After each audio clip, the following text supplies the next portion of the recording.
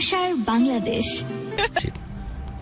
কারণ একটা মানুষের জীবন যে কত রকমের বাঁক নিতে পারে তার ভালোবাসার হাত ধরে সেটি দেখবার একটা দারুণ উপলক্ষ আজকের এই আয়োজন। সো অনেক ভালোবাসা, অনেক ভালো লাগে এবং শ্রদ্ধার সাথে স্বাগত জানাচ্ছি তোমাকে ভালোবাসার Bangladesh Fiona presents Dhaka FM 90.4 এ। কেমন আছো তুমি?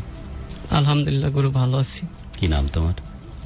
গুরু আমি সজীব, আমি এসেছি বগুড়া থেকে, আমার হোম টাউন গাইবান্ধা।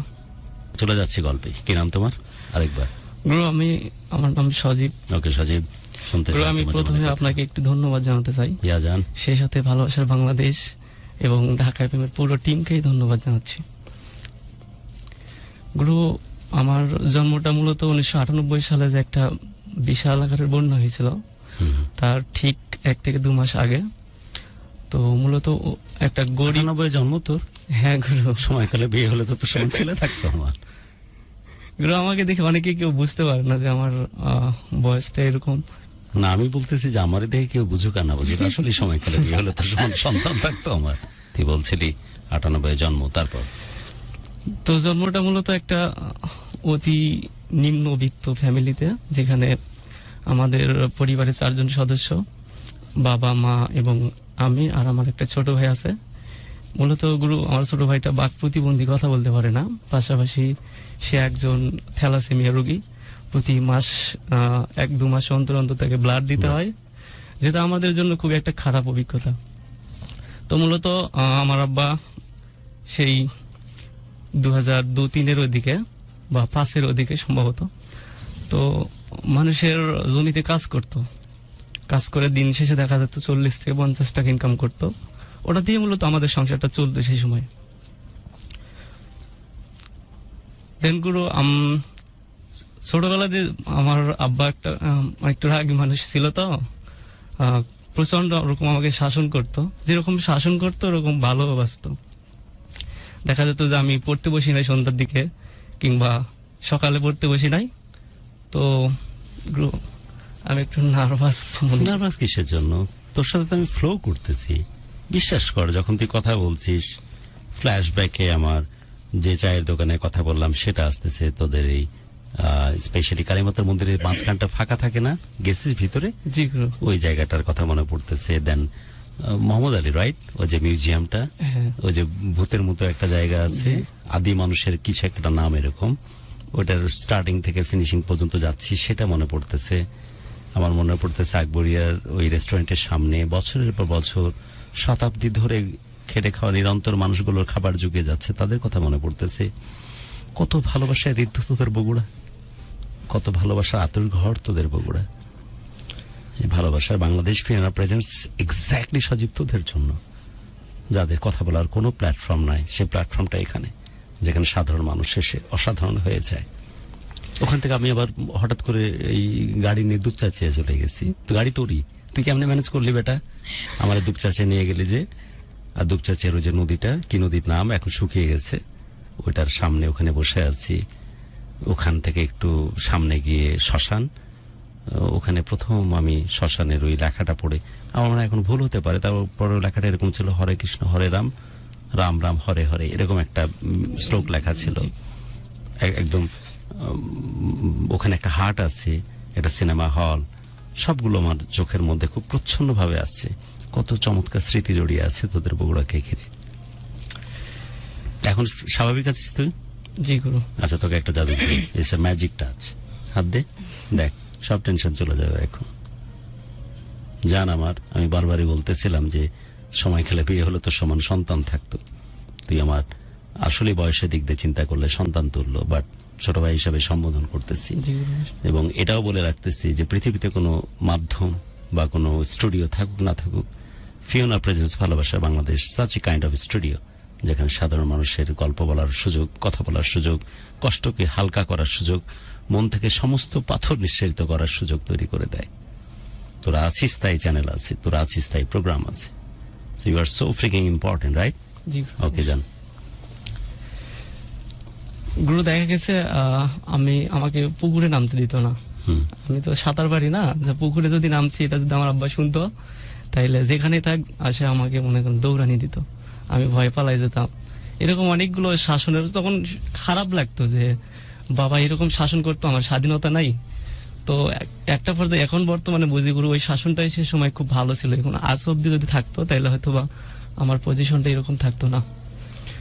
গুরু অনেক কষ্ট করে যখন দেখা গেছে কখনো আমাদের বাড়িতে ভাত রান্না হয় নাই, মা পাশের আমার বাড়ি, চাওয়া একটাই, মা আমি পাশে সব করতে পারি শুধুই তোমাদের জন্য, বিনিময়ে চাওয়া একটাই যে প্লিজ শেয়ার করো।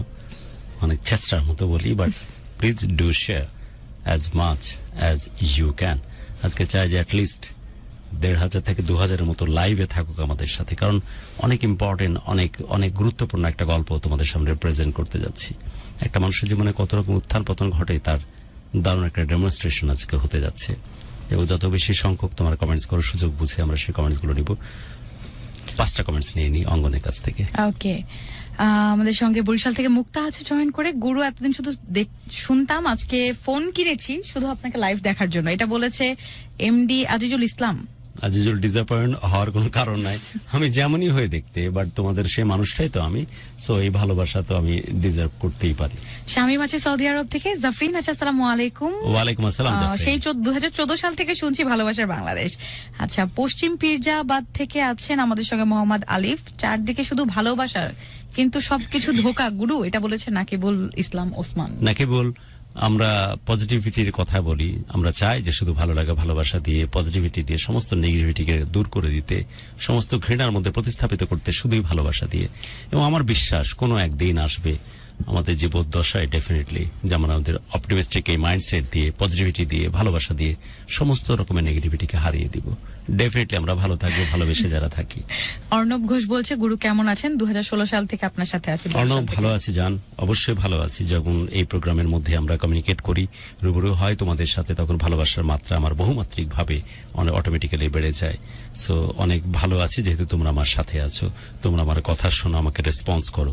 যখনই বলেছি শেয়ার বাড়াও, সাথে সাথে কিন্তু 200 জন জাম্প করেছে। আমি চাই যে অ্যাটলিস্ট 1.5K to 2,000 এর মধ্যে যেন লাইভ স্ট্রিমিং এ থাকি আমরা। সেই কারণে প্রয়োজন হচ্ছে please do share as much as you can. খুব গুরুত্বপূর্ণ কোয়েশ্চেন আছে গুরু। রিয়ন বলেছে, গুরু আপনার ভালোবাসার মানুষের সাথে ঝগড়া হলে আপনি কি করেন? অনেক ঝগড়া হয়, মাঝে মাঝে আমি নিজেও এই ঝগড়ার মধ্যে পার্টিসিপেট করি, নিজেও উলটপালট করে ফেলি।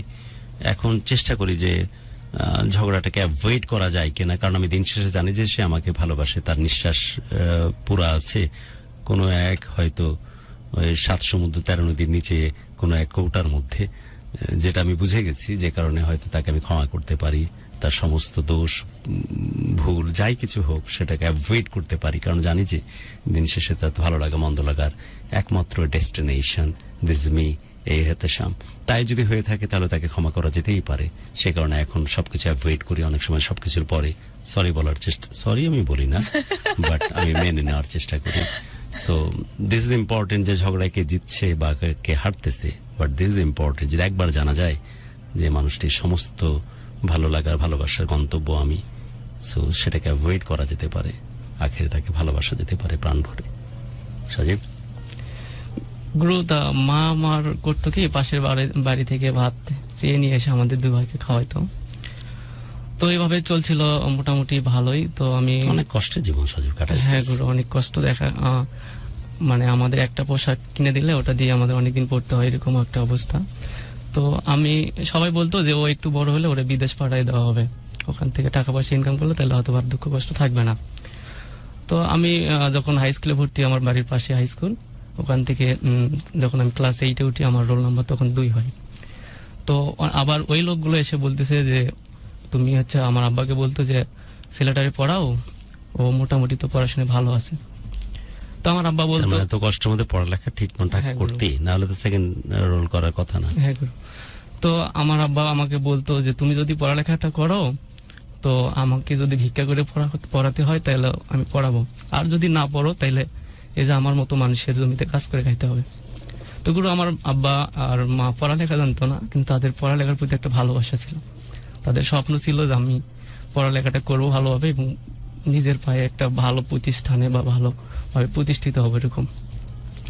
তো জিএসসি পরীক্ষা যখন দিলাম গুরু, আমার মনে আছে সে সময় আমি একটা শার্ট একটা প্যান্ট পরে পুরো 8টা পরীক্ষা দিয়েছিলাম। এবং যখন রেজাল্ট হয় তো আমি 8টা সাবজেক্টের ভিতরে 7টাতে A+ আসে, একটাতে আসে না, এখন আমার বৃত্তিটাও হয় না। তো আমার আব্বা সে সময় অনেক খুশি হয়েছিল। অবশ্যই জান, এই অবস্থায় থেকে কাউকে মানুষ করতেছে, তোকে তো প্রাইভেট দেওয়ার সুযোগ তার হতো না। প্রাইভেট হতো না। 50 টাকা কামলাই বলে ওই সময় জি। জমিতে যখন কারো কাজ করে, এখন হয় 500 টাকা পর্যন্ত পৌঁছাইছে কিনা আমি জানি না। এখন অনেকটাই। It's a freaking struggle time না? সেই সময় তুই এই জিনিসটা করেছিস, তোর মতো সন্তান পেটে ধরার জন্য মানুষ লালায়িত থাকে। যাই হোক, তারপর তুই এই ধরনের রেজাল্ট করলি, বাবা মা অনেক খুশি। তারপরে আমি এখান থেকে ক্লাস 9 থেকে 10-এ উঠি। দেখা যাচ্ছে আমার 9 এর রোল 1 ছিল। রোজ প্ল্যান করি যে কাউকে তুই বলে সম্বোধন করো না, ক্ষমা করে দিস। না গুরু, ঠিক আছে, সমস্যা নাই, এটা তুইটাই ভালো লাগে আমার কাছে। আচ্ছা, তারপর তো আমার যখন ক্লাস 10-এ উঠি, 9-এ থাকি, তখন আমার রোল 1 হয়। তো আমি আবার যখন 10-এ উঠি তখন আমার রোল আবার পিছিয়ে যায়, 2-এ যায়। তখন মনটা একটু খারাপ হয়। তো ফার্স্ট সেকেন্ড হচ্ছিস, হ্যাঁ, কিন্তু যারা তোর সাথে কম্পিট করতেছে তারা তো অনেক হয়তো টিচার নিচ্ছে, এই সেই অনেক রকমের প্যাম্পারিং তাদের। তো আমি ক্লাস 10-এ এসে মোটামুটি একটু প্রাইভেট নিলাম। তো 2 হওয়াতে আমার মনটা একটু খারাপ। আমি জাস্ট আল্লাহকে বলতাম যে আল্লাহ, আমার তো ক্লাস রোল নিয়ে কোনো চিন্তা নেই, আমার জাস্ট বোর্ড পরীক্ষায় যেন আমি ভালো রেজাল্ট করতে পারি, আমার ব্যাচের ভিতরে যেন আমি ফার্স্ট হতে পারি, এরকম একটা। তো আমি SSC পরীক্ষা দিলাম 2014-তে। তো যখন গুরু সেই সময়গুলো মূলত দেখা যাচ্ছে চারপাশে অনেক ফ্রেন্ড সার্কেল রিলেশনে জড়াইছে। তো আমারও জাস্ট এরকম একটা ফিল আসে যে আমি একটা প্রেম করব বা এরকম ভালো লাগে অনেককেই। দেখি যে একটা মেয়ে যাচ্ছে সুন্দর, ভালো লাগছে, ওটা নিয়ে আসি। আমি রাতের বেলা পড়াশোনা শেষ করে যখন ঘুমাতে যাবো তখন চোখ বন্ধ করে ভাবতাম যে এইভাবে তার সাথে সম্পর্ক হবে, তারপর এইভাবে চলে যেতে, হ্যাঁ, একটা চাকরি হবে, দেন বিয়ে করবো, সংসার করবো, বাচ্চা কাচ্চা পর্যন্ত যাইতে এরকম। নাকি? হ্যাঁ, এরকম বাচ্চা কাচ্চা পর্যন্ত দেখা যাচ্ছে যে এরকম স্বপ্ন দেখতে দেখতে আমি কখন ঘুমাই গেছি বলতে পারি না। শুধু কল্পনাতেই থাকতো। হ্যাঁ, কল্পনাতে, এরকম লাইফটা মানে কল্পনাতে পার করছি। আর বাকি সময় লেখাপড়া এটা নিয়ে থাকা। ওটা আমি প্রচুর পড়তাম, দেখতে গেলে আমি রাতের বেলা পড়তে পারতাম না, সারা দিন আমি পড়তে পারতাম। আমার মা তো আমাকে কোনো কাজ করতে দিত না, আমার আব্বাও বলতো তোমার কাজ করার দরকার নেই, জাস্ট কিছু গরু ছিল, ওই অফ ডে গুলোতে গরুর জন্য ঘাস কাটতে হতো আর কি, এটা। তো এইভাবে এখন তো পড়াশোনার খরচ, ইন্টারমিডিয়েটে প্রাইভেট আছে, আমি যেহেতু সায়েন্স থেকে পড়তেছি। তো আমাদের গ্রামের পাশ থেকে একটু দূরে কলেজ আছে একটা, ওখানে ভর্তি হই আমি। তো ইন্টারমিডিয়েটে পড়ালেখাটা একটু খরচ বেশি। তো আমি সেই সময় টিভিতে অ্যাড দেখেছিলাম, বাংলাদেশের একটি সুনামধন্য প্রাইভেট ব্যাংক স্কলারশিপ দেয় মেধাভিত্তি। তো আমি সেখানে অ্যাপ্লাই করেছিলাম। তো আমি যখন কলেজে ভর্তি হলাম কিছুদিনের মধ্যে রেজাল্ট পাই যে আমার মেধাভিত্তিটা হয়ে যায়। মূলত গুরু ওই টাকা দিয়ে আমি পড়ালেখার খরচটা চালাতাম। এক্ষেত্রে ফ্যামিলির উপর চাপ পড়তো না, আমাদের সংসার মোটামুটি ভালোই চলতেছিল। তারপরে এসে আমার 2016 সালে সামনে, তো গুরু এই সময়েও ওই রকম প্রেম ভালোবাসা ওই জাস্ট স্বপ্নেই দেখতাম, কল্পনাতে। এই একটা হয়েছে কি 2016 শুরুর দিকে, ওখানে তো গার্লস স্কুল ছিল, হাই স্কুল ছিল, মাদ্রাসা ছিল, কলেজ ছিল পাশাপাশি। তো মেয়েটা হাই স্কুলে পড়তো। তো একদিন যাচ্ছে, হঠাৎ দেখলাম, ভালো লাগলো।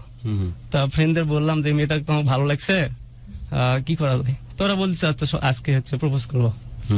তো আমার তো গুরু ওইভাবে মেয়েদের সাথে কথা বলার মতো সাহস হতো না, কখনোই বলতে পারতাম, আমি একটু লাজুক স্বভাবের ছিলাম। তো আমার একটা ফ্রেন্ড গেল সাথে, তো ও গিয়ে বলছে আপু একটু দাঁড়াও। কিন্তু ফার্স্ট বয় সেকেন্ড বয় ছিল, তো ডিমান্ড তো ছিল তোর স্কুলে, রাইট? জি গুরু, সবাই ভালোবাসতো, পাড়ার সবাই ভালোবাসতো। তোর জায়গায় আমিও ছিলাম, এত কুৎসিত দেখতে আমি ছিলাম, আর কেউ পাত্তা দিত না। অদ্ভুত সুন্দর একটা মেয়ে, এত লম্বা হাইট যে ওর ফ্রেন্ড যে ছেলে ওকে সে বকুল ফুলের মতো একটা ফুল, কিছু একটা বকুল ফুল তো অনেক দূরে হয়, কোন একটা ফুল পেড়ে দিচ্ছে। এত অদ্ভুত দেখাচ্ছিল। ঠিক সূর্য উঠেনি আর কি, সকাল এবং ওই যে শুভেচ্ছা দিক টাইপের সময়, হয়তো প্রাইভেটে যাচ্ছে তারা, চোখে মিষ্টি একটা পায়েসের স্বাদ এখন লেগে আছে। তা আমি ভাবলাম যে এই মেয়েটা আমার যদি গার্লফ্রেন্ড হতো। এই কল্পনা করতে করতে 5-6 ঘন্টা পরে আবার হারিয়ে গেল। সো এরকম সিচুয়েশন তো পড়ালেখার দিকে ফোকাস, আর যখনই কাউকে প্রেম করার ইচ্ছা হতো, কারণ বয়সন্ধিকালে এটা অটোমেটিক্যালি আসতেই পারে, তখন তুই কল্পনা দিয়েই পার করে ফেলতি। তারপর তো আমার ফ্রেন্ড বললো যে আপু তোমাকে তো আমার একটা ফ্রেন্ড পছন্দ করছে, প্রেম করবে। তুমি কি বলতেছো? বলতেছো আমি প্রেম করবো না। কেন? আমার বয়ফ্রেন্ড আছে। আচ্ছা ঠিক আছে, করবো না। মিটে গেল। ওখান থেকে আমরা চলে আসি। তারপরে গুরু আমার একটু খারাপ লাগছিল যে ফার্স্ট নিজে প্রপোজ করতে পারলাম না, আমার ফ্রেন্ডদেরকে দিয়ে করাইলাম। তো যাই হোক, ওটা মেনে নিলাম। তো সামনে আমার পরীক্ষা আসতেছে, আমি জাস্ট পড়াশোনার প্রতি একটু প্রেশার নিলাম। তো পরীক্ষা আমার এপ্রিলে ফাইনাল পরীক্ষা, তো ফেব্রুয়ারি 2016 সালের ফেব্রুয়ারি 3 তারিখে। তো গ্রামের রাস্তা তো বোঝেন, কুয়াশা পড়তেছিল চারদিকে, শুধু মানে দেখা যাচ্ছিল না, এরকম একটা অবস্থা। তো 3 তারিখ বুধবারের দিন সকালবেলা আমি 9টার পর আমরা 4 জন ফ্রেন্ড মিলে জাস্ট কলেজে যাচ্ছি ক্লাস করার জন্য। তো ওই মেয়েটা গার্লস স্কুলে পড়তো, আমি ওর নামটা বলতে চাচ্ছি না কারণ এটা কি আরেকটা মেয়ে? হ্যাঁ, এটা শুরু। আচ্ছা, এবার পরেরটা। তো আমি সাইকেল চালাচ্ছিলাম, আমার পিছনে আমার ফ্রেন্ড বসেছিল, আমরা জাস্ট 4 জনের মতো যাচ্ছিলাম ফ্রেন্ড, আর ওরা 3 জন ছিল। ওরাও যাচ্ছে সামন দিকে, আমরা পিছন দিকে যাচ্ছি। তো আমরা ফ্রেন্ডরা মজা করে করতাম যে কিছু মেয়ে যদি যায় বা 1 জন বা 2 জন, তো আমরা তাদেরকে সালাম দিতাম, দিয়ে পিছন দিকে ঘুরাই রিয়াকশনটা দেখতাম কেমন হতো। কত ভালো ছিলি তোরা, আমরা তো কত অড টাইপ কাজ করতাম, যা সালাম দিতি। জি গুরু। তো আমি জাস্ট সাইকেল চালাচ্ছি আর পিছন দিকে সালাম দিলাম যে আসসালামু আলাইকুম। তো আমি ভাবলাম কাকে দিলাম, একটু পিছন দিকে ঘুরে দেখি 3 জন ছিল, সর্বডানের মেয়েটা। একে তো অনেক সুন্দর, যেমন ফর্সা, তার মধ্যে আবার শিশির গুলো চুলের উপর পড়ছে, চুলগুলো ছেড়ে দেওয়া ছিল, লম্বা ওই প্রায়। সময় চুলে শিশির টেরও পাইছো? জি গুরু। বা চোখ তোর? স্যান্ডেল আপনারা আছেন আমাদের সাথে ফিওনা প্রেজেন্স ভালোবাসার বাংলাদেশে। ফিওনা উইন্টার ফেস্টিভ্যাল আমরা দারুণভাবে সেলিব্রেট করতেছি, একদম পুরো বাংলাদেশ তো বটেই। আমি অবাক হলাম, অবাক হওয়ার কিছু নাই যে ফিওনা দারুণভাবে তার অ্যাফোর্ডেবল প্রাইস নিয়ে এবং তার স্টাইলিশ প্রোডাক্ট নিয়ে সবার কাছে পৌঁছে যাচ্ছে। বাংলাদেশের কিং খান, শাকিব খানের গায়েও দেখলাম যে ফিওনার পাঞ্জাবি, সবার গায়ে ফিওনার প্রোডাক্ট। সো এটা আমাদের জন্য প্রাউড মোমেন্টও বলা যেতে পারে, কারণ আমাদের proud sponsor. At the same time যে উদ্দেশ্য নিয়ে, যে মোটিভ নিয়ে ফিওনা তার অগ্রযাত্রা অব্যাহত রেখেছে, সেটা সত্যি দেখতে অনেক বেশি ভালো লাগে। 1199 টাকায় উইন্টার ফেস্টে ফিওনার যে সো আমি একটু আমার ডিয়ার লিসনার্স এন্ড ভিউয়ার্স থেকে একটু বলে দিই অফারটা সম্পর্কে। সো শীত যেহেতু চলে এসেছে, winter is here and winter fest কিন্তু ফিওনাতে চলছে, এক্সক্লুসিভ উইন্টার ফেস্ট, যেখানে হচ্ছে জ্যাকেট স্টার্ট হচ্ছে 1199 টাকা, 1199 টাকায় জ্যাকেট এবং সোয়েটার দুটোই পাচ্ছেন, এবং দুটো কিন্তু ছেলে মেয়ে সবার জন্যই পাচ্ছেন, শুধু ছেলে বা শুধু মেয়ের জন্য না, সবার জন্যই পাচ্ছেন। Unisex, right, unisex. So Fiona ensure করে কিন্তু বেস্ট কোয়ালিটির প্রোডাক্ট, লাক্সারিয়াস প্রোডাক্টগুলো অ্যাফোর্ডেবল প্রাইসে, ফেব্রিক থেকে শুরু করে বাটন, জিপার, রিপ সবকিছুতে কিন্তু কোয়ালিটি ধরে রেখে লাক্সারিয়াস প্রোডাক্ট শুধুমাত্র ফিওনা তৈরি করছে, কারণ ফিওনা মানে অ্যাফোর্ডেবল লাক্সারি। এবং ফিওনাতে কিন্তু এই ডিসেম্বর মাসে, আজকে অলরেডি 22 তারিখ, সো লাস্টে কয়টা দিনের জন্য কিন্তু ফিওনাতে ইয়ার এন্ড ফ্ল্যাশ সেল চলছে, যেখানে পাঞ্জাবিতে আপনি ফ্ল্যাট 30% ডিসকাউন্ট পাচ্ছেন এবং পোলো শার্ট কিন্তু পারচেস করতে পারছেন 1199 টাকায়। সো ফিওনার বাকি সব অফার এবং প্রোডাক্ট সম্পর্কে জানতে আপনি ফিওনার অফিসিয়াল পেজ ভিজিট করতে পারেন, that is www.facebook.com/FionaLifestyleBD। চাইলে ফিওনার অফিসিয়াল ওয়েবসাইটও ভিজিট করতে পারেন, that is www.fionabd.com। আর যদি চান ফিজিক্যাল স্টোর গুলো ভিজিট করতে, ফিওনার যেগুলো আছে সেগুলো আপনি চাইলে ভিজিট করতে পারেন। গুলশান একে আছে, গুলশান একে পুলিশ প্লাজাতে আছে, দেন হচ্ছে বসুন্ধরা সিটিতে আছে, অলসো ধানমন্ডি রাপা প্লাজার অপোজিটে যে সপ্তক স্কোয়ার, সেখানেও কিন্তু ফিওনার অফিসিয়াল স্টোর গুলো আছে, সো ওখানেও ভিজিট করতে পারেন আপনি। সো আমরা চাইলেই যে এই 3টি শোরুম থেকে তো পারচেজ করতেই পাচ্ছি, সেই সাথে অনলাইন প্ল্যাটফর্ম থেকে আমরা পারচেজ করতে পাচ্ছি fionabd.com। এবং আমি বলছিলাম যে বাংলাদেশের যে কোনো কর্পোরেট সেক্টরের যে কোনো যারা আমাদের আইডল হিসেবে যাদেরকে চিন্তা করি, তাদের গায়ে ফিওনার প্রোডাক্ট দেখতে পাচ্ছি। কিং খানের কথা বলছিলাম, শাকিব খানের কথা, সবাই এই ধরনের স্টাইলিশ প্রোডাক্ট তাদের কালেকশন রাখার চেষ্টা করতেছে। সো আমাদের প্রাউড স্পন্সর হিসাবে এটা আমাদের জন্য দারুণ একটি ভালো লাগার যে ফিওনা তার অগ্রযাত্রা দারুণভাবে অব্যাহত রেখেছে। ফিওনার এমডি এবং কামরুল হাসানের কথা যদি আমরা আরেকবার রিকল করি, তিনি বলছিলেন যে আমি নিজেও এ ধরনের স্টাইলিশ প্রোডাক্ট পাইতে বা ব্র্যান্ডেড প্রোডাক্ট পাইতে বা পড়তে পছন্দ করতাম, কিন্তু প্রাইস তখন আমার জন্য নাগালের বাইরে ছিল। তাই জন্য মিনিমাম প্রফিট অ্যাটলিস্ট তিনি উল্লেখই করেছিলেন যে 50 টাকার বেশি আমি প্রফিট করি না, যাতে করে মিনিমাম প্রাইসে সবার কাছে আমি ব্র্যান্ডেড প্রোডাক্ট পৌঁছে দিতে পারি। সো আমরা চলে যাচ্ছি আবার সজীবের কাছে। সজীব বলছিলি যে ভালোবাসার এইবার মনে হয় সত্যিকারের ভালোবাসার দেখাতেই পেলি। 3 জন সামনে দিয়ে হাঁটছে এবং তুই পেছন থেকে চিনতে পারলি কিনা যে সুন্দরকে, নাকি সবাইকে সালাম দিস এই কারণে সালামটা দেয়া? সবাই যখন ওর মধ্যে যখন একটা মেয়ে টার্ন করলো তবেই না বুঝলি যে সুন্দরী।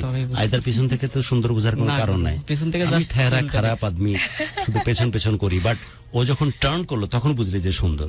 ওকে, তারপর তো গুরু ও স্কুল ড্রেস পরা ছিল, তো ভালো লাগলো। আমি কিছু দূর যাওয়ার পর আমার ফ্রেন্ডকে বললাম, মেয়েটা কি রে এত সুন্দর? তো ও বলছে কি দাঁড়াও, তা সাইকেল ব্রেক করলাম, ওরা আবার আসলো। ওরা তো ব্যস্ত তোর কথা শুনে, কারণ নোট টোট দেয়া একটু হেল্প টেল্প করে, এগুলো তো সব করিস তুই, তাই তো? যেগুলো মোটামুটি। ওই কারণে তো তো- সাহায্য করতেছে আরো। তো দেখালাম ওদের যে এই মেয়েটা ভালো লাগছে। তো আচ্ছা ঠিক আছে, এখন তো ক্লাসের সময় হয়ে গেছে, আমরা পরে দেখবনি। তো আমি জাস্ট সেদিন ক্লাস করে আসার পরে ভাবতেছিলাম যে কিভাবে কি করব। তো জাস্ট আমি পরের দিন সকালবেলা খুব তাড়াতাড়ি প্রাইভেট শেষ করে রাস্তায় এসে দাঁড়িয়ে আছি যে মেয়েটা কখন আসে। তো ও দেখে আসতেছে, সেদিন বৃহস্পতিবার, মানে ড্রেস ছিল না, একটা সম্ভবত ব্ল্যাক এরকম হবে। তো আমি জাস্ট প্রথম দিন নিজে একা, সেদিন আমি ওকে আটকাইলাম রাস্তার ভিতরে যে আপু তোমার নাম কি? তো বলছে প্রথমে কথা বলেনি, চুপচাপ। আমি বলছি, ও কি জানতো মেয়েটা যে তুই কোন স্কুলে পড়িস, তোর রেজাল্ট কেমন? এগুলো? না গুরু সব জানতো না। তো আমি বললাম যে আপু তোমার নাম কি? তো চুপচাপ যাচ্ছে। তো আমি সাইকেল এক পাশে হ্যান্ডেল হাত দিয়ে ধরে আছি আর ওর পিছু পিছু যাচ্ছি। তো একটা পর্যায়ে বলছে দাম দিয়ে কি করবেন? আমি বলছি না, নামটা শুনবো, তোমাকে ভালো লাগছে তো আমার, এই কারণে। তা চুপচাপ চলে গেল, সেদিন আর কিছু হলো না। তো আমি পরে আবার আমরা কয়েকজন ফ্রেন্ড মিলে একসাথে ধরলাম আর কি, ওরা 2-3 জন ছিল। তো বললাম যে প্রেম করব, তুমি কি বলতিছো? তো জাস্ট গুরু তো শব্দ যেমন ধরলাম, তোর অ্যাপ্রোচ এরকম, প্রেম করবো, তুমি কি বলছো? গুরু আসলে ওই সময়টা মনে হচ্ছিল যে কথা আমার বলে পাস না। একটা ভালোবাসার মানুষ খুব দরকার, কারণ সবাই প্রেম করতেছে, আমার নাই। শুধু ওই কারণে? জি গুরু, যে আমি কথা বলবো, আমাদের দেখা হবে এরকম। স্বাভাবিক, তোর দোষ না তো, বয়সটাই তো ওরকম রে। গুরু তারপরে হলো কি, ও বারবার শুধু নাই বলে আর একটা কথা বলে চুপচাপ যাবে। তো আমি এভাবে দেখতে দেখতে একদিন করলাম কি, আমার একটা মেয়ে ফ্রেন্ডকে ওর স্কুলে পাঠাইলাম যে একটু তুমি কথা বলে দেখো কি বলে। তো ও গেল, ওকে ক্লাস থেকে বের করে নিয়ে এসে বাইরে বলতেছে, আমি পাশে দাঁড়িয়েছিলাম। তো বলছে কি, আমার ফ্রেন্ডটা তো তোমাকে পছন্দ করে, অনেক ভালো ছেলে, কখনো কোনো মেয়ের দিকে তাকায়ও নিয়ে আস অব্দি, তো তুমি কি বলতেছো? তা বলতেছে যে আপু সবই ঠিক আছে, আমিও বুঝতে পারছি ভাই, পিছনে পিছনে ঘোরে।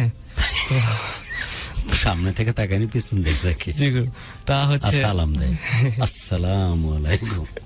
তারপর তা এখন বলতেছে যে আমার তো প্রবলেম, আমি নানির বাড়িতে থেকে পড়ালেখাটা করতেছি, আমার বাবা মার জসিম মিয়া মধ্যে লিখেছো, bye please come back, come back Jasim, আমি চাই যে আমাদের সাথে থাকো তোমরা সবাই।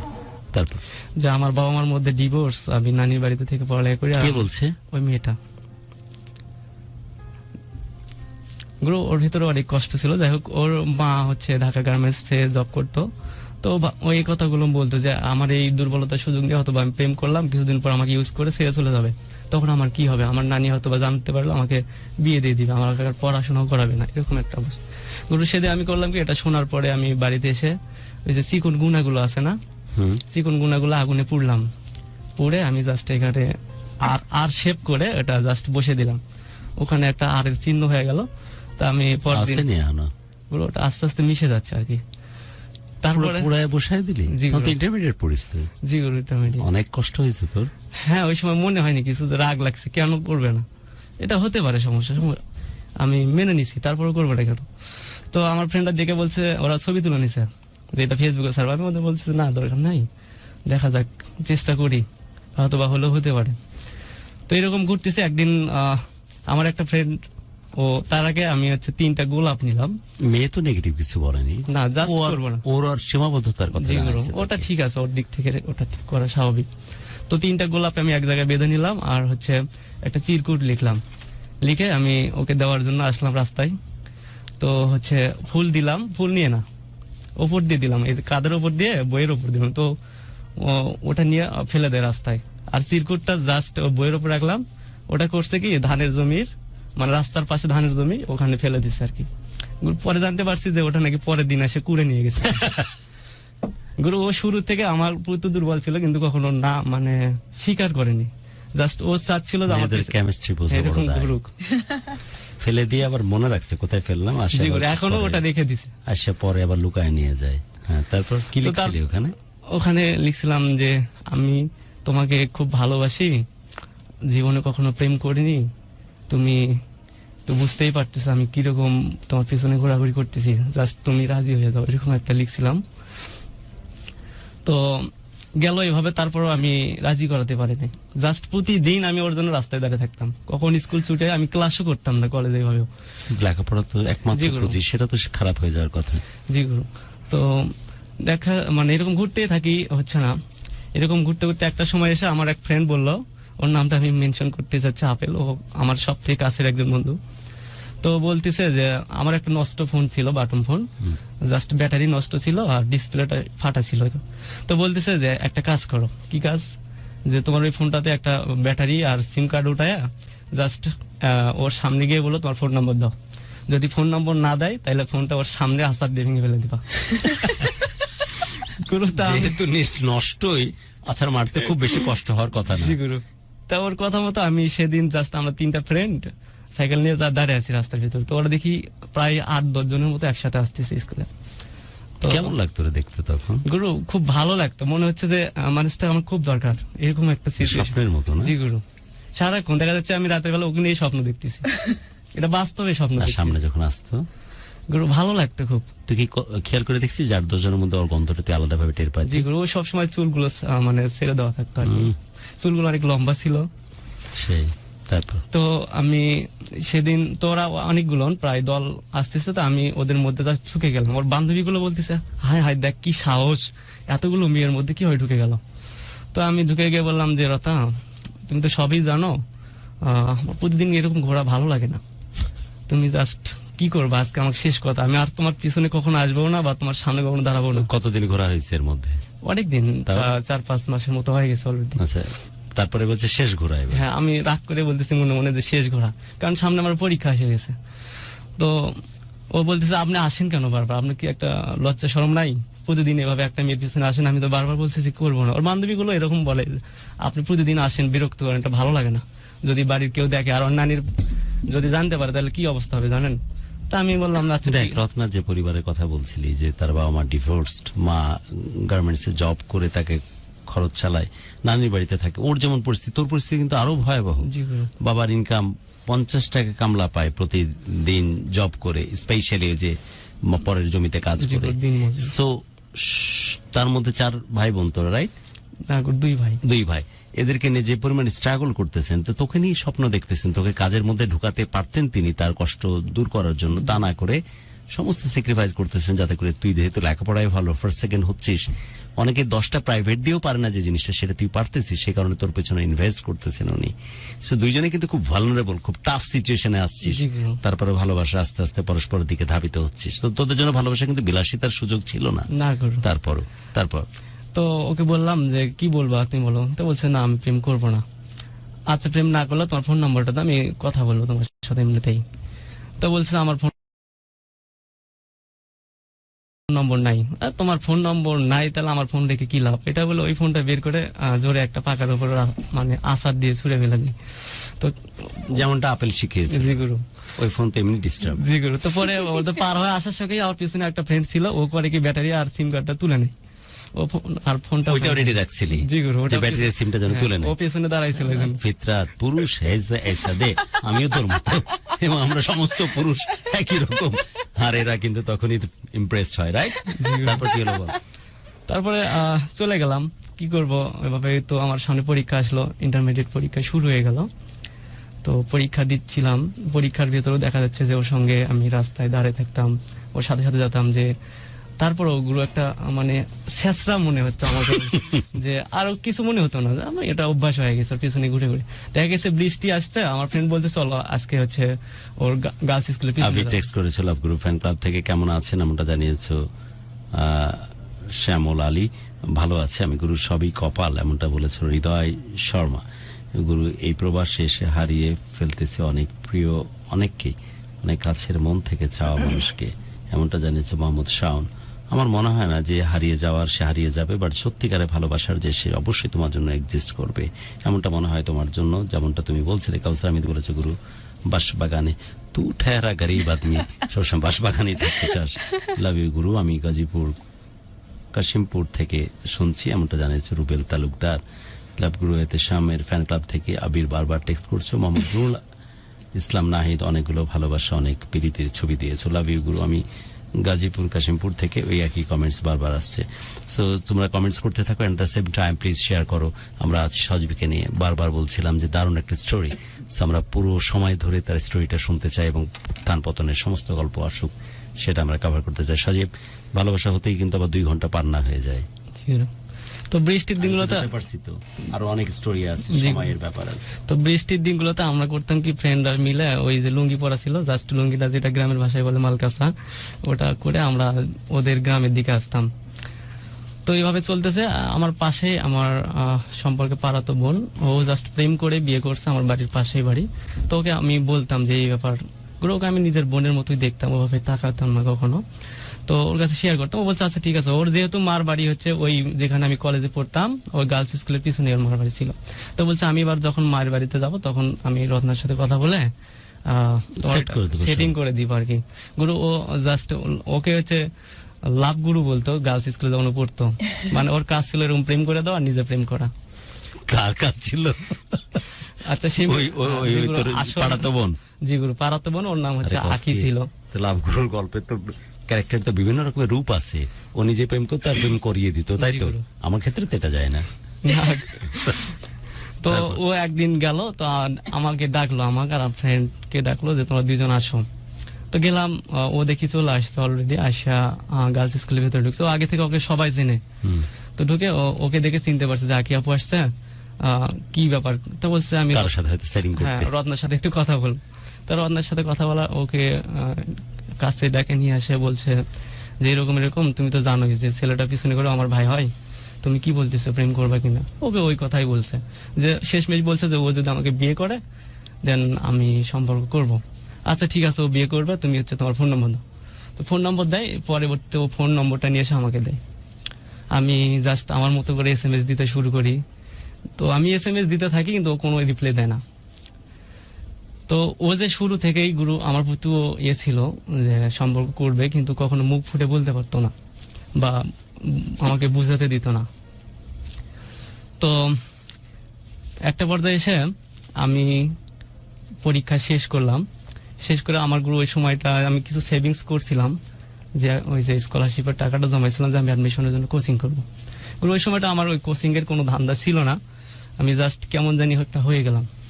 তোর মনে কি এটা জিনিসগুলো বাড়ি খাইতো না যে অনেক স্যাক্রিফাইস তোর পিছনে আছে, তোকে পড়ালেখার প্রতি আরো ফোকাস করা? ওই সময়টা এই সব কিছু মনে হতো না, শুধু ওকে পাইতে হবে, জি গুরু, রত্নাকে পাইতে হবে। ওকে। তো ওর হচ্ছে সামনে জিএসসি পরীক্ষা, তো জিএসসি পরীক্ষা শুরু হয়ে গেছে। তো আমি প্রতিদিন যেতাম আমার পরীক্ষাতে। তো একদিন 13 তারিখে, এটা নভেম্বর মাসের 13 তারিখে 2016 সালে, তো গণিত পরীক্ষার দিনে আমি প্রত্যেকটা পরীক্ষাতে ওকে আবার রাস্তায় ধরতাম যে তুমি আজকে বলে দাও, হ্যাঁ বলে দাও, আমি SMS দিয়ে রিপ্লাই দাও না কেন। ও জাস্ট কিছু বলতো না, চুপচাপ চলে আসতো। তো সেদিন গণিত পরীক্ষার দিন আমি কি করলাম, ওদের অঙ্কের প্রশ্নটা একটু পাইছিলাম, ওখান থেকে কিছু অঙ্ক কইরা কপি কইরা ও দোতলায় পড়ছে। তো আমি প্রাচীর টপকে পেঁপে গাছ দিয়ে বয়ে বয়ে উপরে উঠছি, উঠে জানালা দিয়ে নকলের পেঁপে গাছ দিয়ে, ও তো স্বাস্থ্য তোর সমস্যা নাই, পেঁপে গাছ দিয়ে উঠে গেছিস, নকলের চিরকুটটা ওকে আমি জানালা দিয়ে দেই। ও করে কি ঠিক মানে ফেলে দেয় আলার কি কাজ, ওটা মনে করেন যে সানসেটের আবার আটকে, আবার ওখান থেকে নিয়ে আবার আমি ওর বান্ধবীকে দিই। ওর হলো 2 ছিল, ওর বান্ধবীর হলো 1 ছিল, আমি ওকে দিলাম যে তুমি করলে ও হয়তো বা করতে পারে। তো ওটা দিয়ে আমি পরে আবার নামিয়ে দেখি পুলিশ আসতেছে, এরকম আবার নেমে আমি দৌড় দিই। তারপরে আমি রাস্তায় আসি, সেদিন আর গুরু ইচ্ছা করছিল না যে ওকে আমি আজকে রাত আটকাবো বা কথা বলবো, এরকম কিছু না। আমি জাস্ট চলে আসছিলাম। তো ওর একটা বান্ধবী আগে বের হয়েছে, ও বলছে ভাইয়া চলে যাচ্ছেন, ও তো আজকে আপনার সঙ্গে কথা বলবে। তখন ওখান থেকে আমি বাইকে ছিলাম, আমার ফার্স্ট টাইম। জি গুরু। তো আমি ওখানে ওদের বলে, ওরা তো শুনেই খুশি, আর ফ্রেন্ডরা বলে চলো চলো বলে আসলাম। আসে দেখি ওরা আসতেছে, তা আমি ভিতরে নামলাম। আমি নামলাম, বললাম যে আচ্ছা আমি তোমাকে চিরকুটটা দিলাম ওই নকলের, তুমি ফেলে দিলা কেন? আমি কত কষ্ট করে উঠছি, দেখো আমার হাত পা ছিলে গেছে। তো বলতেছে তুমি যেগুলো দিছো সবগুলো আমি আগেই করছি, ওটা আমার দরকার ছিল না, এখানে ফেলে দিছি। আচ্ছা ঠিক আছে, তো কি করবো এখন? তো চুপ। তোর বান্ধবীরা বলছে ভাই আমি অনেক কষ্ট করে ওকে রাজি করাইছি। তো কোশ্চেন করতে কি করবো আমি, এটা কি হলো, কি করবো এখন? আচ্ছা হলো, তারপর তো অনেক বান্ধবী কি করলো, অনেক কষ্ট করে আমি হচ্ছে রাজি করাইছি আমরা। তো আপনি যদি বিয়ে করেন ওকে শেষ পর্যন্ত, তাইলে হচ্ছে সম্পর্কটা করবে। উনি তো সবই জানেন। আমি, হ্যাঁ অবশ্যই বিয়ে করবো, কিন্তু আমাকে একটু সময় দিতে হবে, কারণ আমি সবে কেবল অনার্সে ভর্তি হই বগুড়ার একটা ভালো একটা কলেজে। কি আজল? জি গুরু। তো আমার অনার্সটা করতে মিনিমাম 5 বছরের মতো লাগতে পারে। তো আমি অনার্সটা কমপ্লিট করে ওকে বিয়ে করব, এতদিন অপেক্ষা করতে। ও বলছে হ্যাঁ, ওর সাথে সাথে হ্যাঁ আমি অপেক্ষা করবো এতদিন আমার ইন্টারমিডিয়েট কমপ্লিট হবে, তো সমস্যা নেই। আচ্ছা ঠিক আছে, তাহলে আমার SMS এর অ্যান্সার দিও এখন থেকে। আচ্ছা দিবনি। এতটুকু ডিমান্ড তোর? জি গুরু। SMS এর অ্যান্সার দিও। হ্যাঁ। ওখান থেকে আমি চলে আসলাম, আসার পরে দেখি SMS দিলাম, আবার কোনো অ্যান্সার নাই। তো এরকম ভাবে আমি 13 তারিখে, ও যেহেতু রাজি হইলো, 19 তারিখে সন্ধ্যা 6টার পর আমরা ফ্রেন্ডরা মাঠে বসে আছি। তো হঠাৎ SMS আসলো, তো লিখছে যে কি করতেছো, কেমন আছো, এই প্রথম আমার কথা ভাবছো নাকি। হুম তা আমি তো অবাক, পাগলা হয়ে ফ্রেন্ডের গেলি। দেখালাম, এই দেখ দেখ দেখ SMS দিছে। তো ওরা তো খুশি যে কথা ভাই অ্যান্সার দাও। তাই আমি বললাম আমি SMS দিচ্ছি সেই কতদিন আগে, 13 তারিখে তুমি হা বললো, আমি সেই দিন থেকে SMS দেওয়া শুরু করছি, তুমি আজকে অ্যান্সার দিচ্ছ। তো বলছে ফোন তো আমার কাছে ছিল নাই, তার নানির কাছে থাকে, এখন যখন সুযোগ পাইছি তখন নিছি ফোন। এভাবে জাস্ট আমাদের কথাগুলো মূলত SMS এ হতো। কখন আমি ওকে ফোন দিতে বলতাম, ফোন দিলে কথা বলে না, চুপ করে থাকে। এটা রাগারাগি করতাম যে তুমি কথা বলো না কেন। তা বলছে আমি কি বলবো, তুমি ফোন দিলে আমি তো সবকিছু ভুলে যাই, কিছু মনে থাকে না। বাট ওর নিঃশ্বাস তো তুই চিনিস। হ্যাঁ গুরু। গুরু এর মধ্যে হচ্ছে কি, ওই যে কি বলে যে তুমি কথা বললে আমার সবকিছু হ্যাঁ ভুলে ভুলে যায়। যায়। তো ওই সময় আমি ওর কাছে বললাম যে এরকম চিরকুট দিছিলাম, সেরকম কি করছে, বলছে সব রেখে দিছি, কিন্তু ফুলগুলো পরে যা খুঁজতে পাইনি। ওটাও করছে? হ্যাঁ ওটাও খুঁজছিল, কিন্তু পাইনি ওটা। তো এদিকে আবার মেয়েরা কি অদ্ভুত জাতি, খেয়াল করছো? কত অ্যাভয়েড, যেটা তুই চিন্তা করছিস আমাকে কত ইগনোর করে, জি গুরু, আমি বাট তো কত সেটা যত্ন যে প্রত্যেকটা জিনিস যেন আবার সংরক্ষণ করে। আজীব। তুই তোকে তো দেখাই হয়নি, তুই তো অনেক সুন্দর দেখাচ্ছে রে, তোরা তো আজীব রে। এর মধ্যে আবার ইন্টারমিডিয়েট রেজাল্ট হয়, বরাবর মতো এটা তো আমার A+ আসে। তো এগুলোর মধ্যে প্লাস? জি গুরু, আমি ইন্টারমিডিয়েট A+ পাই। সায়েন্সে ছিলি? জি গুরু। আবার ইন্টারমিডিয়েট সায়েন্স থেকে এসব করে প্লাস অনেক বড় ব্যাপার। SSC তেও A+টা পাইছিলাম। Very good. তারপর তো আমি তখন ওইতে অ্যাডমিশন দেই নাই, মানে কোনো পড়াশোনাই করি না, অ্যাডমিশনও দেই না কোথাও। তো আমি জাস্ট ন্যাশনাল ইউনিভার্সিটির আন্ডারে ওখানে ভর্তি হই। তো আমি তো বগুড়াতে মেসে উঠবো। এর মধ্যে হয় কি, আখির সঙ্গে আমার কথাটা আস্তে আস্তে এই সম্পর্কে, মানে ও বলতো যে রত্নার খবর দিত আমাকে। তো কথা বলতাম, বলতে বলতে একটা সময় বলতেছে যে আমার যদি বিয়ে না হইতো তাইলে আমি তোমাকে বিয়ে করতাম। মানে কি লাভগুরু? জি গুরু। লাভগুরু নামটা কিভাবে নিচ্ছে ওই মেয়েটা? আমাদের প্রোগ্রামের কারণে না তো? না, ওটা অনেক আগে থেকেই। আমার প্রোগ্রামের আগে থেকে? না, প্রোগ্রাম ও শোনে না সব। আচ্ছা তাও ভালো। ওর কাজই হচ্ছে প্রেম সেট করে দেওয়া, প্রেম করে বিয়ে করা। জি গুরু। আবার বলতেছে যে আমার বিয়ে না হলে তোরে বিয়ে করতাম। তোমাকে আমার আগে থেকেই ভালো লাগে, যদি বিয়ে না হইতো তাইলে আমি তোমার সাথে প্রেম করতাম। প্রেম করতাম। তারপর তো এইভাবে আমি কথা বলতেছিলাম। তো আমি বলছি হ্যাঁ তোমার চেহারা তো সুন্দর, যদি তোমার, আমিও না করতে পারতাম। হ্যাঁ আমিও না করতাম না যদি তোমার বিয়ে না হইতো। তা একটা বাজে আমরা কথা বলি, সমস্যা কি, তুমি তো আপনার সাথে প্রেম করতেছো, ওটা তো হয়ে গেছে, ওকে তো বিয়েই করবো, আমরা জাস্ট কথা বলি। আচ্ছা ঠিক আছে কথা বলবো। মাঝে মধ্যে আমাকে টাকা দিত গোবিন্দগঞ্জ থেকে এটা ওটা কিনে নিয়ে আসার জন্য, আমি নিয়ে এসে দিতাম। তো একটা পর্যায়ে এসে 12:05 বাজে, সময় কিন্তু চলে যাচ্ছে, আর অনেক স্টোরি ডিপেন্ড করতেছে তোর বলার উপরে। তো ও আমাকে জাস্ট একটা সময় বলেই ফেলে যে তোমাকে আমার ভালো লাগে, আমরা জাস্ট টাইম পাস হিসেবে সম্পর্কটা শুরু করে দিই। কে রে? রত্না ও আরে কসকি? আখি। রত্না ওই এ, পর্যন্ত থাম থাম এসে- থাম থাম, আমাকে একটু ধাতস্থ হতে দে। গুরু, অর্থাৎ লাভ গুরুনি হ্যাঁ ও বলে বসে যে গুরু, ওই সময়টা ওর স্বামী তখন হচ্ছে লিবিয়াতে থাকতো, আর একটা বেবি ছিল 1 বছরের মতো বয়স। লাভ গুরুনির স্বামী জি লিবিয়াতে আছে, গাদ্দাফিকে নিয়ে ঝামেলায় ছিল তখন। গুরু। এই একটা সময় যেহেতু ভালোবাসার বড় বেশি কাঙাল, ভালোবাসা লাগবে তার ইনস্ট্যান্ট, তাই তোকে বেছে নেয় জি গুরু। এবং বলে যে আমার তোমাকে ভালো লাগে, গুরু, আগে ওনাকে থেকে অনেক আগে থেকে আমার প্রতি ভালো টার্গেটে লাগে। ছিল আমার। তুই তোকে টার্গেটে ও রাখছিল হ্যাঁ আমাকে টার্গেটে রাখছিল। এবং তুই সেটা আর কি তোকে ফুলফিল করার জন্য বলে। আর রত্নার সাথে যে এতদিনের প্রেম সেটা একটু ভাটা পড়ে যায় তখন, জি তাই তো? গুরু। তখন ভাবতাম যে রত্নের সাথে আমার কথা হয় না, জাস্ট SMS এ। আচ্ছা ওর সাথে SMS এ কথা বলে, এর সাথে আমি ফোনে সরাসরি কথা হয়। ওকে, তাহলে দুই ভাবে চলবে, একটা শুধু টেক্সটে, একটা ফোনে। হ্যাঁ ওকে, তারপর তো ও জাস্ট, আমি ওর বুঝতাম না, আমাকে দেখা এই যাচ্ছে মেয়ে যে সত্যি তুই এই নাম দিছিস নাকি আসলে ওকে লাভগুরু নামে ছেলে এলাকায়? লাভগুড়ি বলতো ওকে। আমার প্রোগ্রাম থেকে নাইনি তোর নামটা? না গুরু, ওই সব শোনে না কি। কসকি।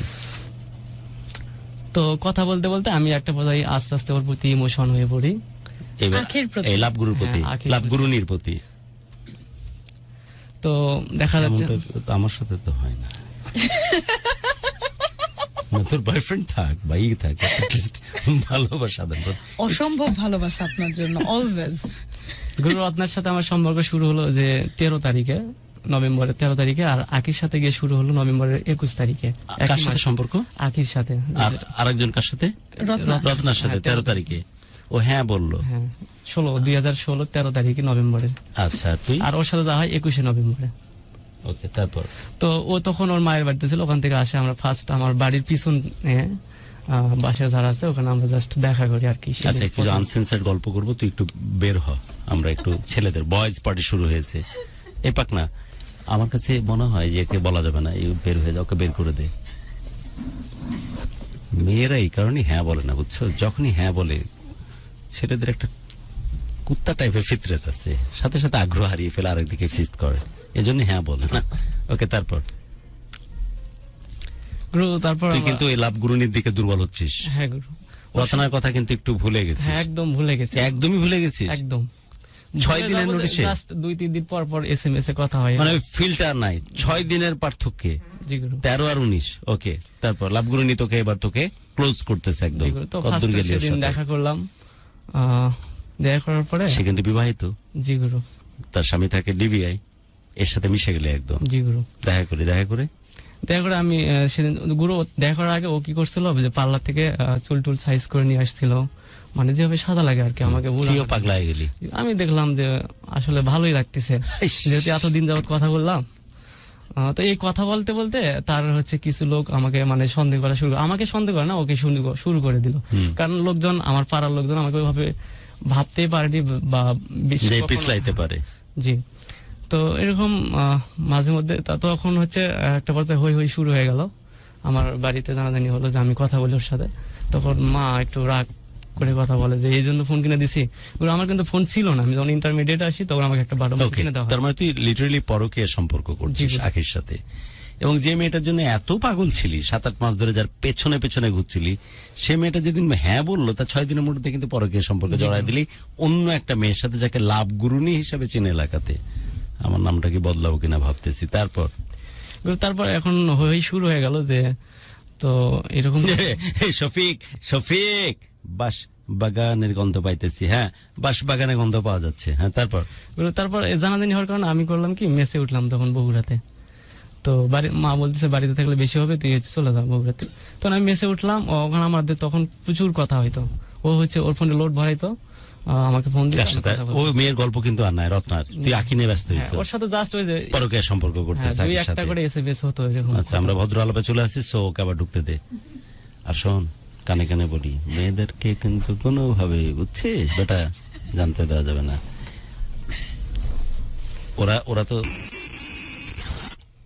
এসব কাহিনী করে এই কারণে যে কোনোভাবে বুঝতে দেওয়া যাবে না। জানতে পারে যে বুঝে ফেললো, তখন আর পাত্তা দেয় না, বুঝছিস না? হ্যাঁ, তারপর তুই পরকীয়া জড়ায়। তারপরে বগুড়াতে যখন আসলাম তখন আমার একটা স্বাধীনতা ব্যাপারটা চলে আসলো, যে কথা বলতো। তার আগে ভয়ে ভয়ে কথা বলতাম বাড়িতে থাকতে। তোর টার্গেট পরকীয়া আখিতে? জি গুরু। তো কথাটা প্রচুর কথা হইতো ওর সাথে। আখি দেখতে সুন্দর অনেক, আর ফ্যাশনেবল। জি গুরু, একটু ওর থুতুতে হচ্ছে কাটা দাগ আছে, ছোটবেলাটা কি পড়ে গিয়ে। থুতু না থুতনি? এই থুতনিতে এখানে। তাই বল। তো আর খরচপাতিও করতে মনে হয়। জি গুরু, লিবিয়ার টাকা। হ্যাঁ।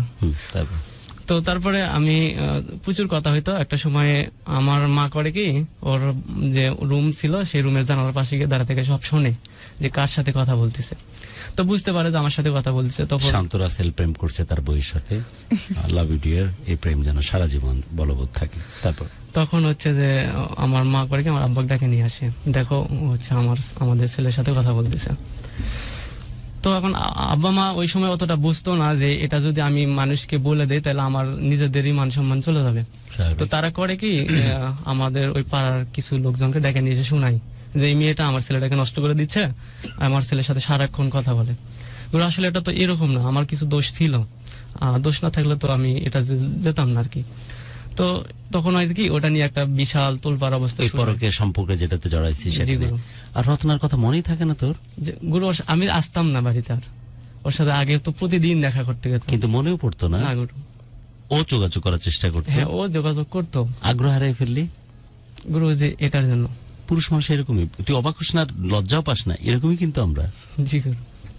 মানে এটা খুশিতে আবেগে মারতেছি তা না, এটা নর্মালি আমরা এরকম, তাই আসলেই তাই হয়। এবং মেয়েরা কিন্তু এই কারণে সহজে ভাও দেয় না, যা জানে যে এরা ছুকছুক করে বেড়াবে, যখনই ধরা দিব তখন আর একদিকে আগ্রহ হারায় ফেলে অন্যদিকে যাবে। এর জন্য কিন্তু এরা পরিপূর্ণভাবে ভাও দেয় না, এদেরও দোষ নাই কিন্তু, এদের বলতে আমি মেয়েদের কথা বলতেছি, বুঝছস? জি গুরু। তো তুই যে রত্নার পিছনে 6 মাস 7 মাস ধরে দৌড়াচ্ছিস, গুরু 7 মাস বলতে প্রায় 10 মাস। 10 মাস, সেই রত্না যখন হ্যাঁ বললো তার 6 দিনের পরেই কিন্তু আরেকটা পরকীয় সম্পর্কে জড়াই গেছিস, এবং এটা নিয়ে একদম মাখামাখি অবস্থা, হ্যাঁ, তো তোলপাড় হয়ে যায়। বিচার টিচার বসতে, তারপর তো তারপরে এখন ওরা জাস্ট বলে যে ওকে ডেকে নিয়ে এসে একটা মিটিং হোক। মিটিং ছাড়া ওই যে হ্যাঁ। আখিকে নিয়ে এসে, না, যা- আকি তো ওখানে আছে। আকি জাস্ট করছে কি, কাকে ডেকে নিস তোকে? আমি তো Okay. বগুড়াতে থাকতাম, তো Okay. ও করছে কি, সে এই তো হই হই না শুনতে পেরে ও একটা অভিনয় করছিল যে জমিতে দেওয়া কীটনাশক গায়ে ঢেলে দিয়েছিল, ওরা ভাবছিল খাইছে এরকম। তো ওর শ্বশুর শাশুড়ি তখন ভাবছে যে এ যদি মারাই যায় তাহলে আমাদের দোষে বাদে মায়ের বাড়িতে পাঠাই দেয়। তো ওকে করে কি মায়ের বাড়িতে পাঠাই দেয়। তো আমি হচ্ছে আর তোর আমাকে বাচ্চা কাচ্চা ছিল না? জি করবো একটা। সাথেই থাকতো? হ্যাঁ। আর স্বামী তখন ব্যাক করেনি? না, লিবিয়াতেই আছে। তো তারপরে করে কি আমাকে নিয়ে আসে আর কি বাড়িতে, একটা মিটিং হবে। তো গুরু, আমার খুব অবাক লাগে যারা মিটিং করবে তারা মূলত এরকম সম্পর্কে জড়িয়ে আছে, এরকম মানুষগুলো আমার মিটিং আসতে। তো আসার পরে আমাকে বলে, মানে কি, যারা তোর মাতবর বা বিচার যারা জি, করে তারা টুকটাক পরকের হ্যাঁ মধ্যে গুরু, আছে, ওটা অতি ভাবতেছিস তখন যে বিচার যারা করবে তারাও তো এসব পরকীয়াতে জড়িত। তো আমাকে ডাকে, আমার সাথে কেউ ছিল না, ওরা একটু প্রভাবশালী ছিল, ওরা জাস্ট টাকা দিয়ে আর কি মানুষকে অনায়াসে কিনে নিত, এরকম একটা অবস্থা। তো আমাকে বললো তুমি ওর সাথে কথা বলো। আমি বললাম না, ওর সঙ্গে অনেক আগে কথা বলেছি, আর সেদিন কি ওর সাথে কথা বলছিলাম আমি জাস্ট না স্বীকার গেলাম, কারণ সেদিন তো আমি কথা বলছি, আমি বিচারে না স্বীকার গেলাম যে আমি কথা বলিনি। আচ্ছা ঠিক আছে, তাই এর আগে কেন কথা বলছি না? আমি বলি, এমনিতেই বলছি কথা। আচ্ছা ঠিক আছে, কোনো কথা নেই। তো আমার গ্রামের মন্ডলকে বললো যে আপনি তো সম্পর্কে নিজেদেরই হয়, হচ্ছে আপনি কি বিচার করবেন করেন, মেম্বার বললে কথা। তো মন্ডল আমাকে জাস্ট নিয়ে এসে বলতেছে কান ধর। তো আমার তখন খারাপ লাগছে গুলো যে আমি কান অনেক ধরবো। লোক, আমি তো হ্যাঁ, গ্রামের অনেক লোক। এই মিটিং সম্বন্ধে অকেবাল। আর মিটিং এক পক্ষ, আমি শুধু, আর ও নাই কেন মিটিং এ। যাই হোক, তোকে অতগুলো লোকের সম্বন্ধে গান, তোর তো আমি- বাবা মা উপস্থিত ছিল? জি গুরু, আমার বাড়িতে মিটিংটা হয়েছে, ইস, আর আশেপাশে একটা তোর খোলা অবস্থা জায়গা। কেমন তখন? গুরু আমি জাস্ট, ওরা কি স্বপ্ন দেখছিল তোরে নিয়ে, আর তোকে এখন এই সিচুয়েশনে পড়তে হচ্ছে? জি গুরু, তো আমি কান বহু কষ্ট তার পিছনে, জি। এটা জানিস তো তুই কি পরিমাণ কষ্ট করতে, 50 টাকা কামলা দেয় তোর বাবা, আর আজ চেহারা দেখতেছে কি যে ছেলে পরকীয়ার কারণে কান ধরতে যাচ্ছে। তো আমি কান ধরতে চাচ্ছিলাম না, তো আমার মন্ডল কয়েকটা থাপ্পড় মারে পিছনের দিকে, তখন জাস্ট আমি কান ধরি। আমাকে বলে এখন 7 বার ওঠ আর বস। তো আমি 7 বার উঠি আর বসি, বসার পর আবার তুলে আমাকে বলে যে ওর শ্বশুরের হাত ধরে তুই ভুল স্বীকার কর। তা আমি বুঝতেছি না এটা কি বিচার হচ্ছে বা কেন এরকম হচ্ছে। আমি জাস্ট হাত ধরে ভুল স্বীকার বলে যাই, আমি আর কথা বলবো না, যা হয়েছে হয়েছে এরকম বলে। গুরু আমি তো কান্না শুরু করে দিছি, কান্নাকাটি। তো পাশে আমার আব্বা বসেছিল, আমার আব্বা জাস্ট জ্ঞান হারায় পড়ে যায় ওখান থেকে। পড়বে না? কি পরিমাণ পরিশ্রম, কি পরিমাণ পেন এই ছেলেটাকে মানুষ করতে গিয়ে, এই ছেলেটার এই সিচুয়েশন দেখে জ্ঞান হয়ে হারিয়ে পড়ে যাওয়ার কথা না? তোর কি মনে হয়? জি গুরু, আমার তারপর? প্রচুর ভালোবাসতো। তারপর আমি তো কান্নাকাটি করতে করতে চলে আসলাম, যে আমি নিজে নিজে শপথ নিলাম যে আমি আর কখনো এই গ্রামে আসবো না। তো ওখান থেকে ওই রাতে আমি আমার বোনের বাড়িতে যাই। আমার বোন বলতে আমার একটা স্টেপ সিস্টার ছিল, যে আমার বড় মা যখন মারা যায় তখন তো আমার বাবা আমার মাকে বিয়ে করার পর আমরা এসেছি আর কি। তো তার বাড়িতে থাকে, আমি পরের দিন সকালবেলা বগুড়াতে চলে আসি। তো আসার পরে মূলত কথা কিছুদিন বন্ধ থাকলো, বন্ধ থাকার পরে ও আবার আমাকে ফোন দিত যে আমি, ওই মেয়ে আছে তো বহাল তো বিয়েতে, জি গুরু, ওই শ্বশুর বাড়িতেই থাকতেছে, হ্যাঁ আবার চলে আসছে। ওর প্রবলেম হয়নি? না, ও How কিছুই বলেনি, she ও managed? জাস্ট হচ্ছে ফোন ইউজ করাটা বন্ধ করে দিয়েছে। কেমনে ম্যানেজ করলো সব?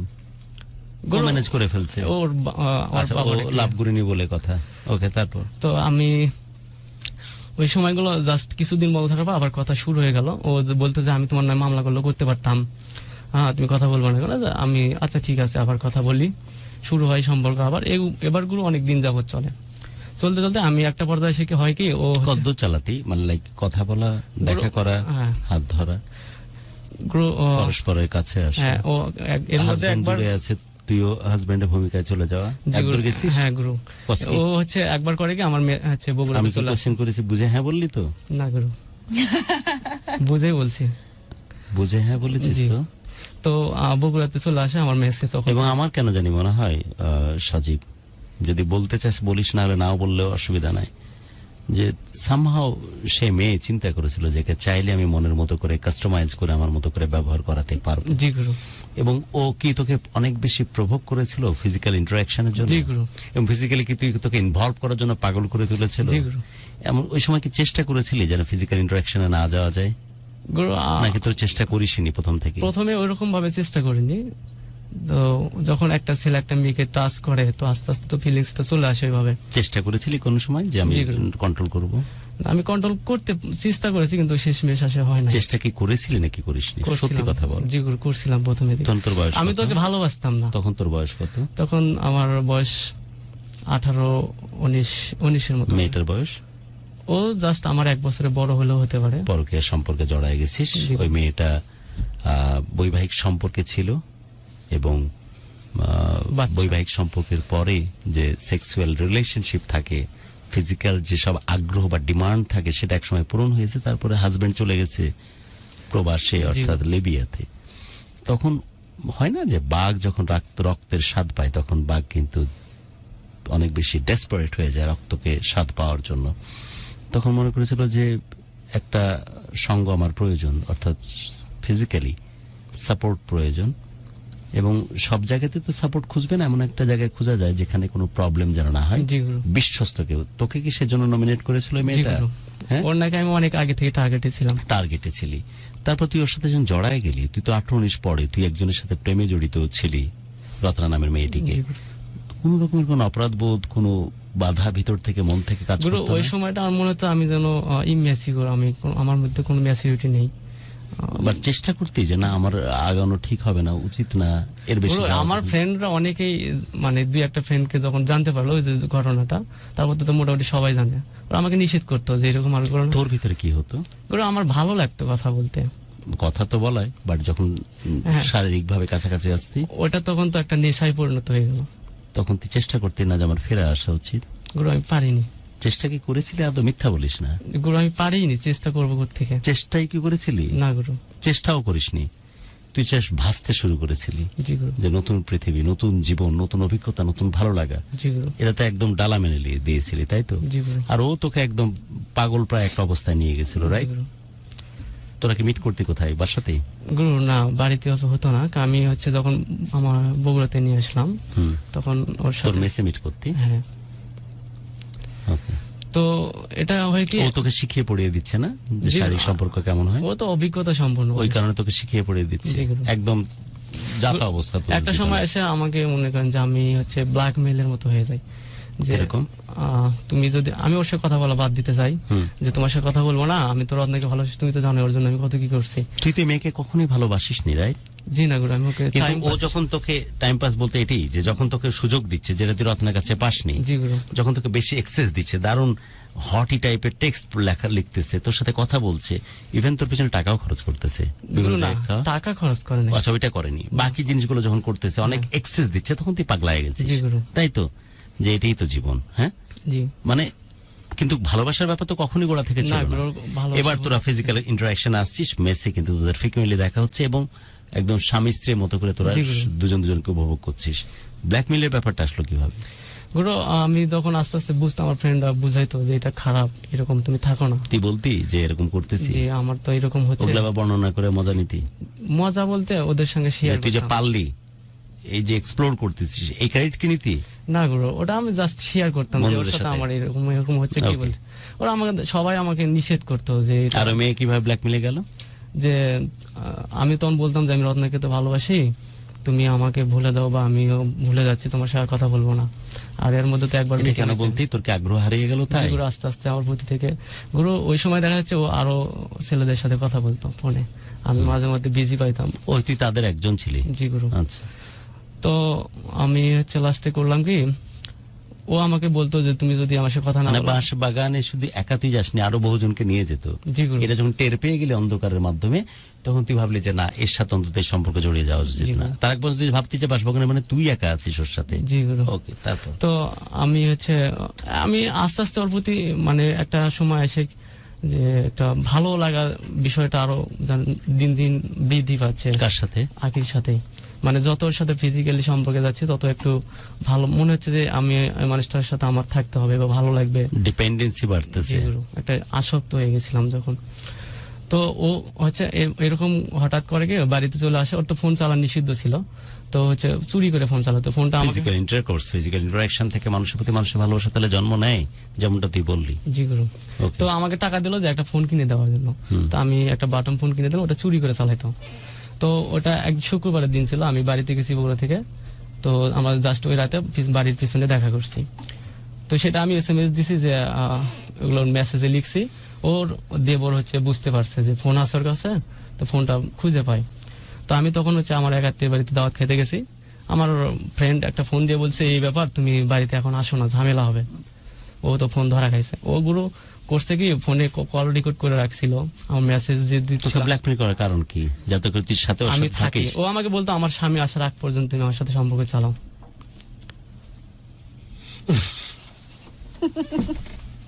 মানে ফাঁকা থাকতে চায় না।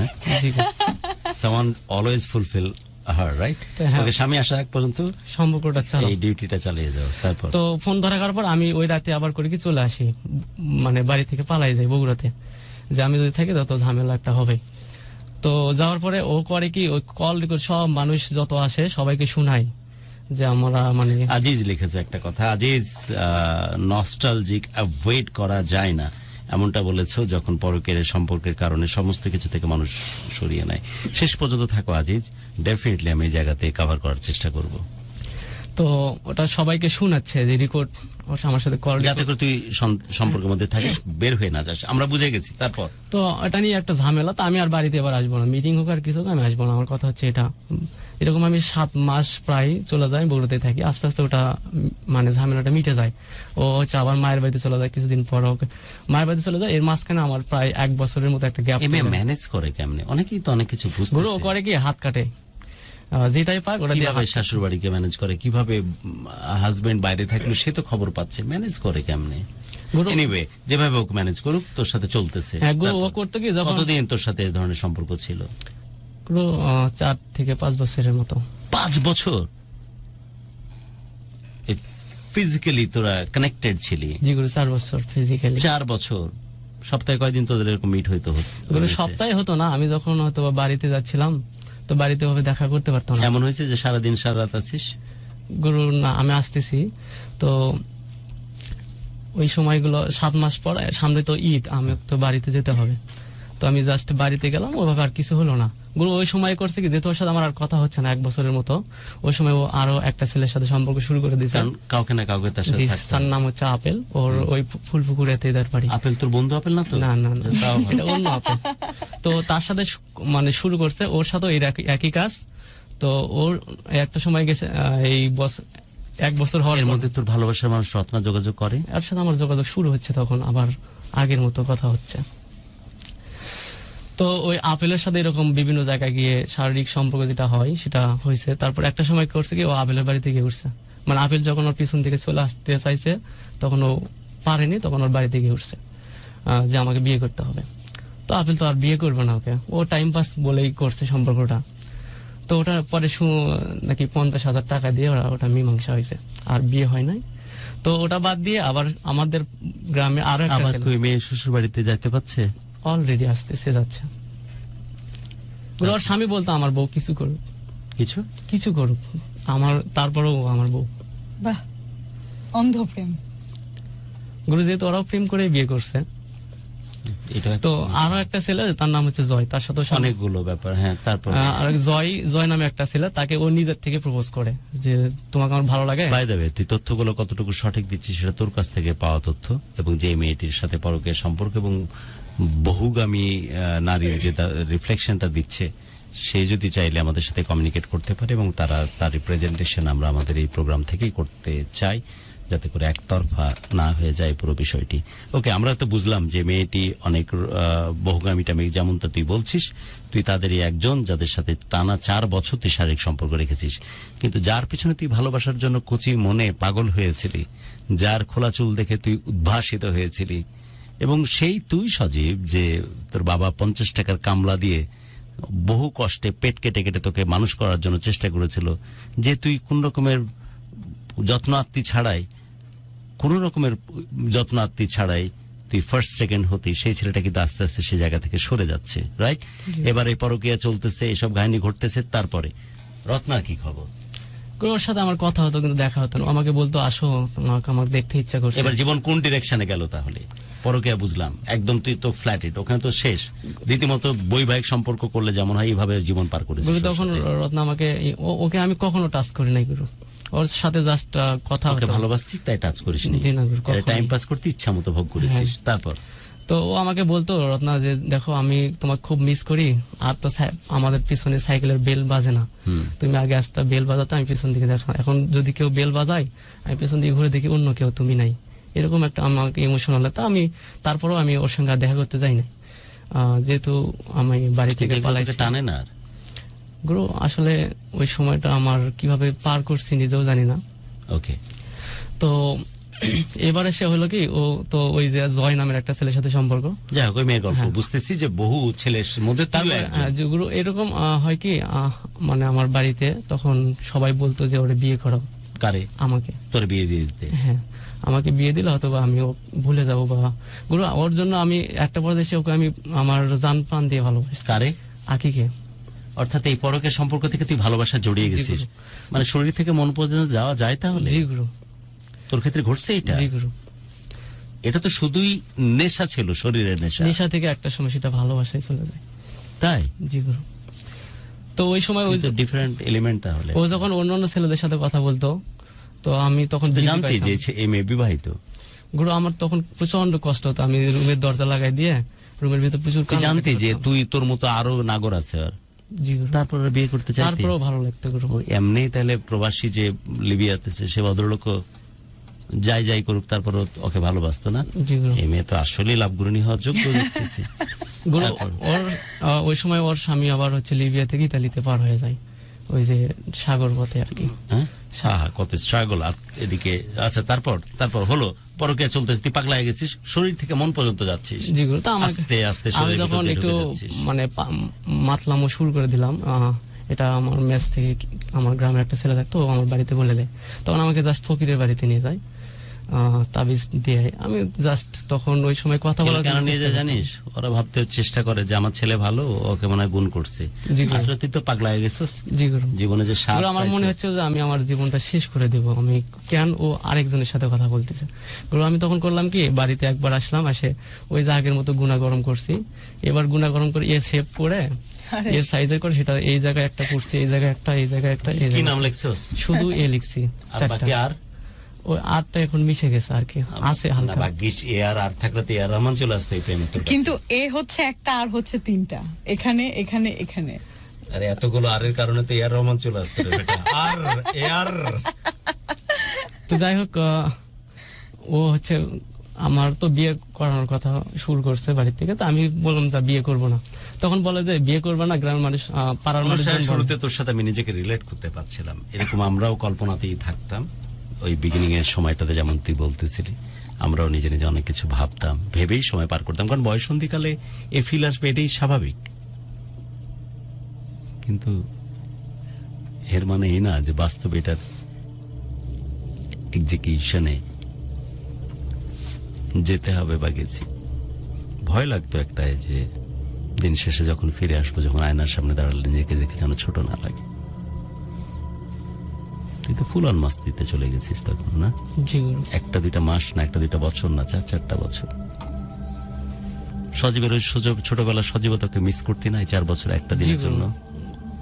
যে অসম্ভব নিষ্পাপ একটা মন, কোন একটা মেয়ের পেছনে পেছনে সাইকেলের রিং বাজাতো, আসসালামু আলাইকুম বলে ওদের অ্যাটেনশন নেওয়ার চেষ্টা করতেছো।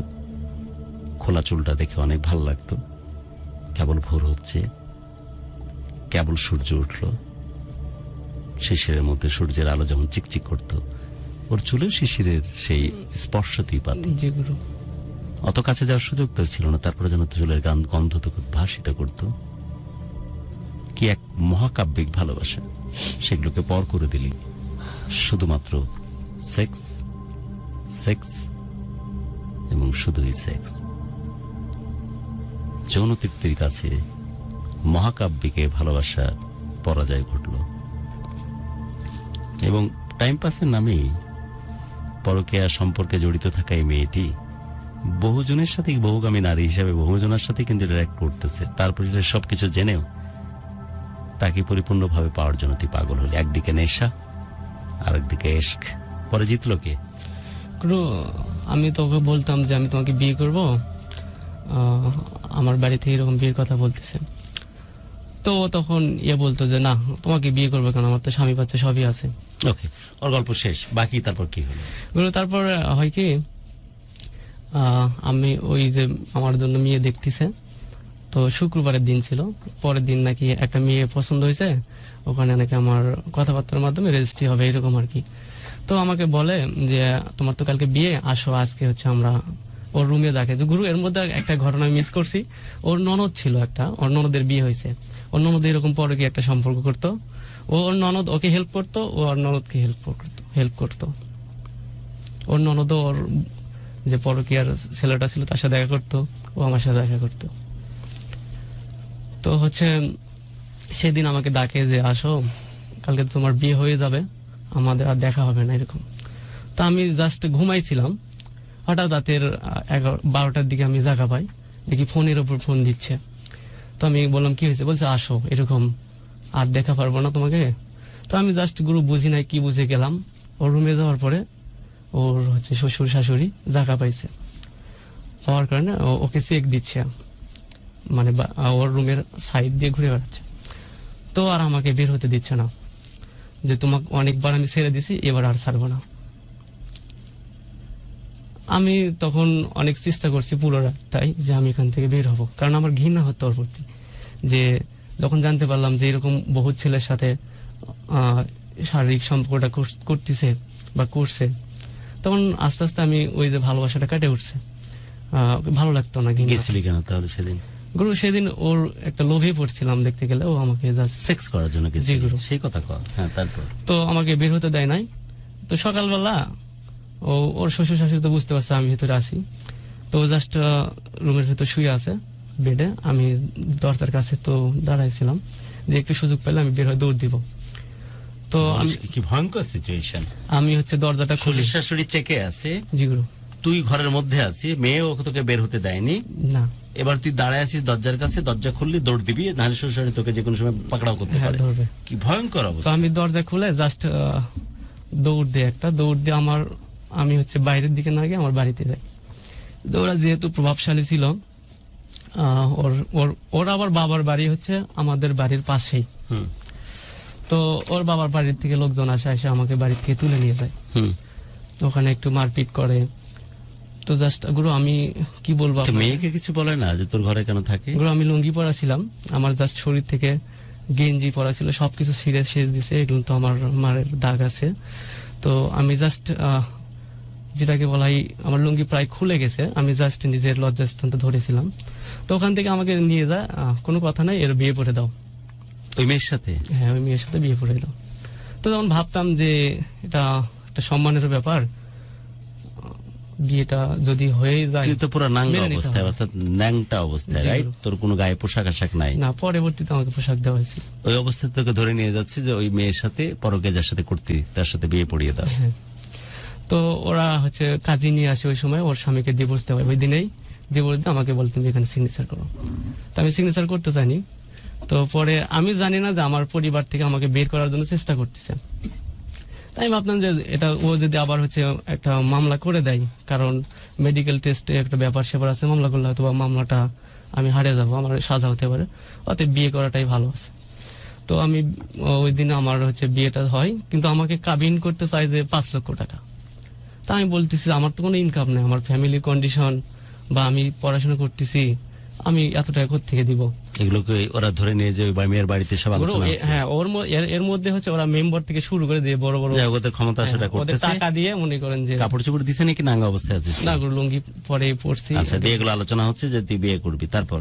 তো ওরা জাস্ট শেষ মুহূর্তে এসে বলে 4 লক্ষ টাকার 1 টাকা কম হয় না, 4 লক্ষ টাকা কাবিন করে বিয়ে পড়াই দাও। আমি সিগনেচার করলাম। তারপরে তো বিয়েটা হয়ে গেল, এখন কোথায় যাব? আমার বাড়িতে আমাদেরকে তো উঠাবে না। তো ওই সময় আমার পাড়ারই একটা লোক তার বাড়িতে নিয়ে যায় আমাকে। গুরু, আমি ওই সময় এতটা লজ্জিত, অপমানিত, ঘৃণিত হয়েছিলাম। ও সবাই জানতো যে ওই ছেলেটা আচ্ছা, ভালো। এই তুই বুঝে বলতেছিস তো কথাবার্তা? জি গুরু, তুই কি বলছিস বুঝতে পারতেছিস তো? জি গুরু। তুই যতই মাস্ক পরে থাক আর পিছন ফিরে থাক, লোকে কিন্তু বুঝতেছে কে বলতেছে। ওইটা অ্যাটলিস্ট তোর পরিচিত মানুষজন বুঝতেছে। জি গুরু। এটার পরে তোর জীবনে কোনো ইম্প্যাক্ট পড়বে না? না গুরু, সত্য সব। মানলাম সত্য, বাট তোর ক্ষতি হবে না? না গুরু, ক্ষতি তো যা হবার হয়ে গেছে, আর কি ক্ষতি হবে? মিডিয়ার সামনে হাজার লক্ষ মানুষের সামনে এগুলো বলতেছিস। গুরু, আমি ওর মুখোশটা খুলে দেওয়ার জন্য মূলত এখানে আসছি। ওর মুখোশের চাইতে তোর মুখোশ খুলে যাচ্ছে, সেটা? হ্যাঁ যাক, আমার তো সম্মান। ওই সময় গুরু শত শত মানুষ আসছে যে এই ছেলে এই কাজ করছে, বিশ্বাস করতে পারেনি। ভবিষ্যতে বিয়ে করবি, সন্তান হবে, লজ্জা হবে না তোর? এটা কিন্তু আর্কাইভে থেকে যাবে যা বলতেছিস। জি গুরু। লজ্জা হবে না তখন?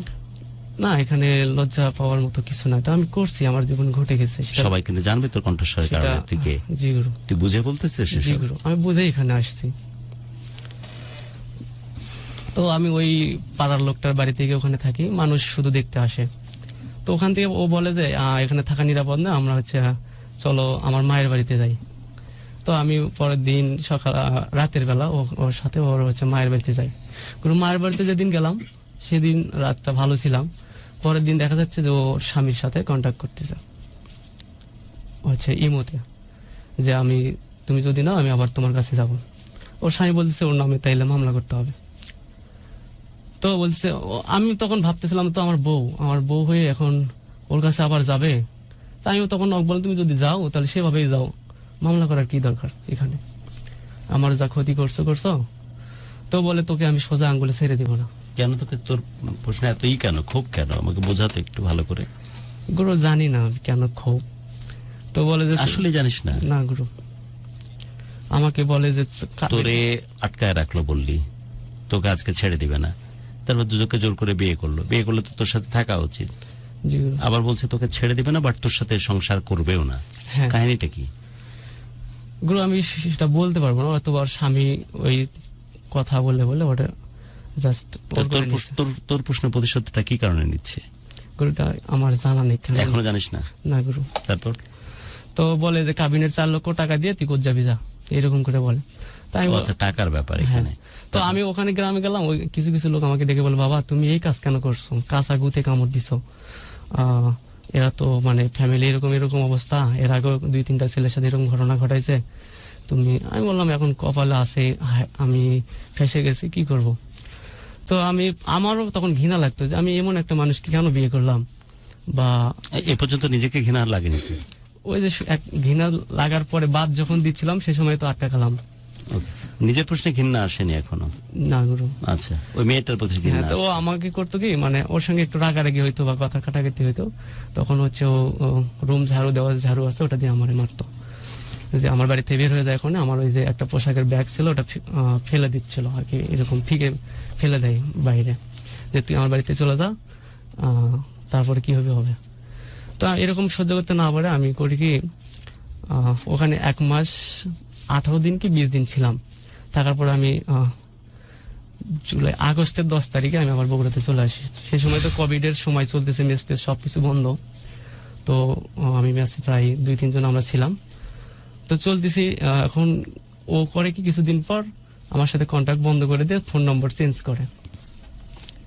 এর মধ্যে আবার করে কি, ও একবার বলেছে, আরেক দফায় বলে রাখি, অনেকেই যেমন এই ধরনের কমেন্ট করছো যে গুরু আসলে মেয়েটা তো দারুণ এক মাল, এটা কি লিখেছে, মেয়েটা তো পুরাই মাল, এমনটা লিখেছে আশিক খান। এরকম পারসেপশন তৈরি করার কোনো সুযোগ নাই, কারণ আমাদের কাছে কোনো লাইং ডিটেক্টিং মেশিন নেই, বা আমরা কোনো প্যারালাল গভর্নমেন্ট বা আদালত চালাই না যে একজন মানুষকে দেখলেই বুঝে সঠিক বলছে না বেঠিক বলছে। বাট মিডিয়াতে এসে যে কোনো মানুষের রাইট আছে তার পক্ষ অবলম্বন করে রিপ্রেজেন্ট করা, সে কারণে হয়তো সজীবী কথাগুলো বলার সুযোগ পাচ্ছে। এট দ্য সেম টাইম যাকে উদ্দেশ্য করে কথাগুলো বলা হচ্ছে তারও কিন্তু রাইট সে রাখে যে সে তার কাউন্টারে কিছু বলতে চাইলে of course he or she must welcome in our studio. Right. So যাকে নিয়ে কথা বলা হচ্ছে, যার নাম সে আখি বলেছো, সো সে যদি আমাদের সাথে কমিউনিকেট করে এবং তার প্রসঙ্গে সে তার পক্ষ অবলম্বন করতে চায়, তাহলে সে আমাদেরকে সাথে ফোনে তো কমিউনিকেট করতে পারে এখন 01841904904। এট দ্য সেম টাইম সে চাইলে আমাদের সাথে কমিউনিকেট করলে আমরা পরবর্তীতে তাকে লাইভে নিয়ে তার পক্ষ অবলম্বন করে যে কথাগুলো সে বলতে চায় সেগুলো সে বলতে পারে। আর আমি এতে যে কমেন্টগুলো করি, সম্পূরক মন্তব্য করি, যে স্টোরি বলছে তার উপর ভিত্তি করে। সো বিষয়টা এরকম, আমি জিনিসগুলো ক্লিয়ার করলাম। ওকে, তারপরে আমরা শেষের দিকে চলে যাচ্ছি, কিন্তু অনেকক্ষণ ধরে কথা বলছি আমরা।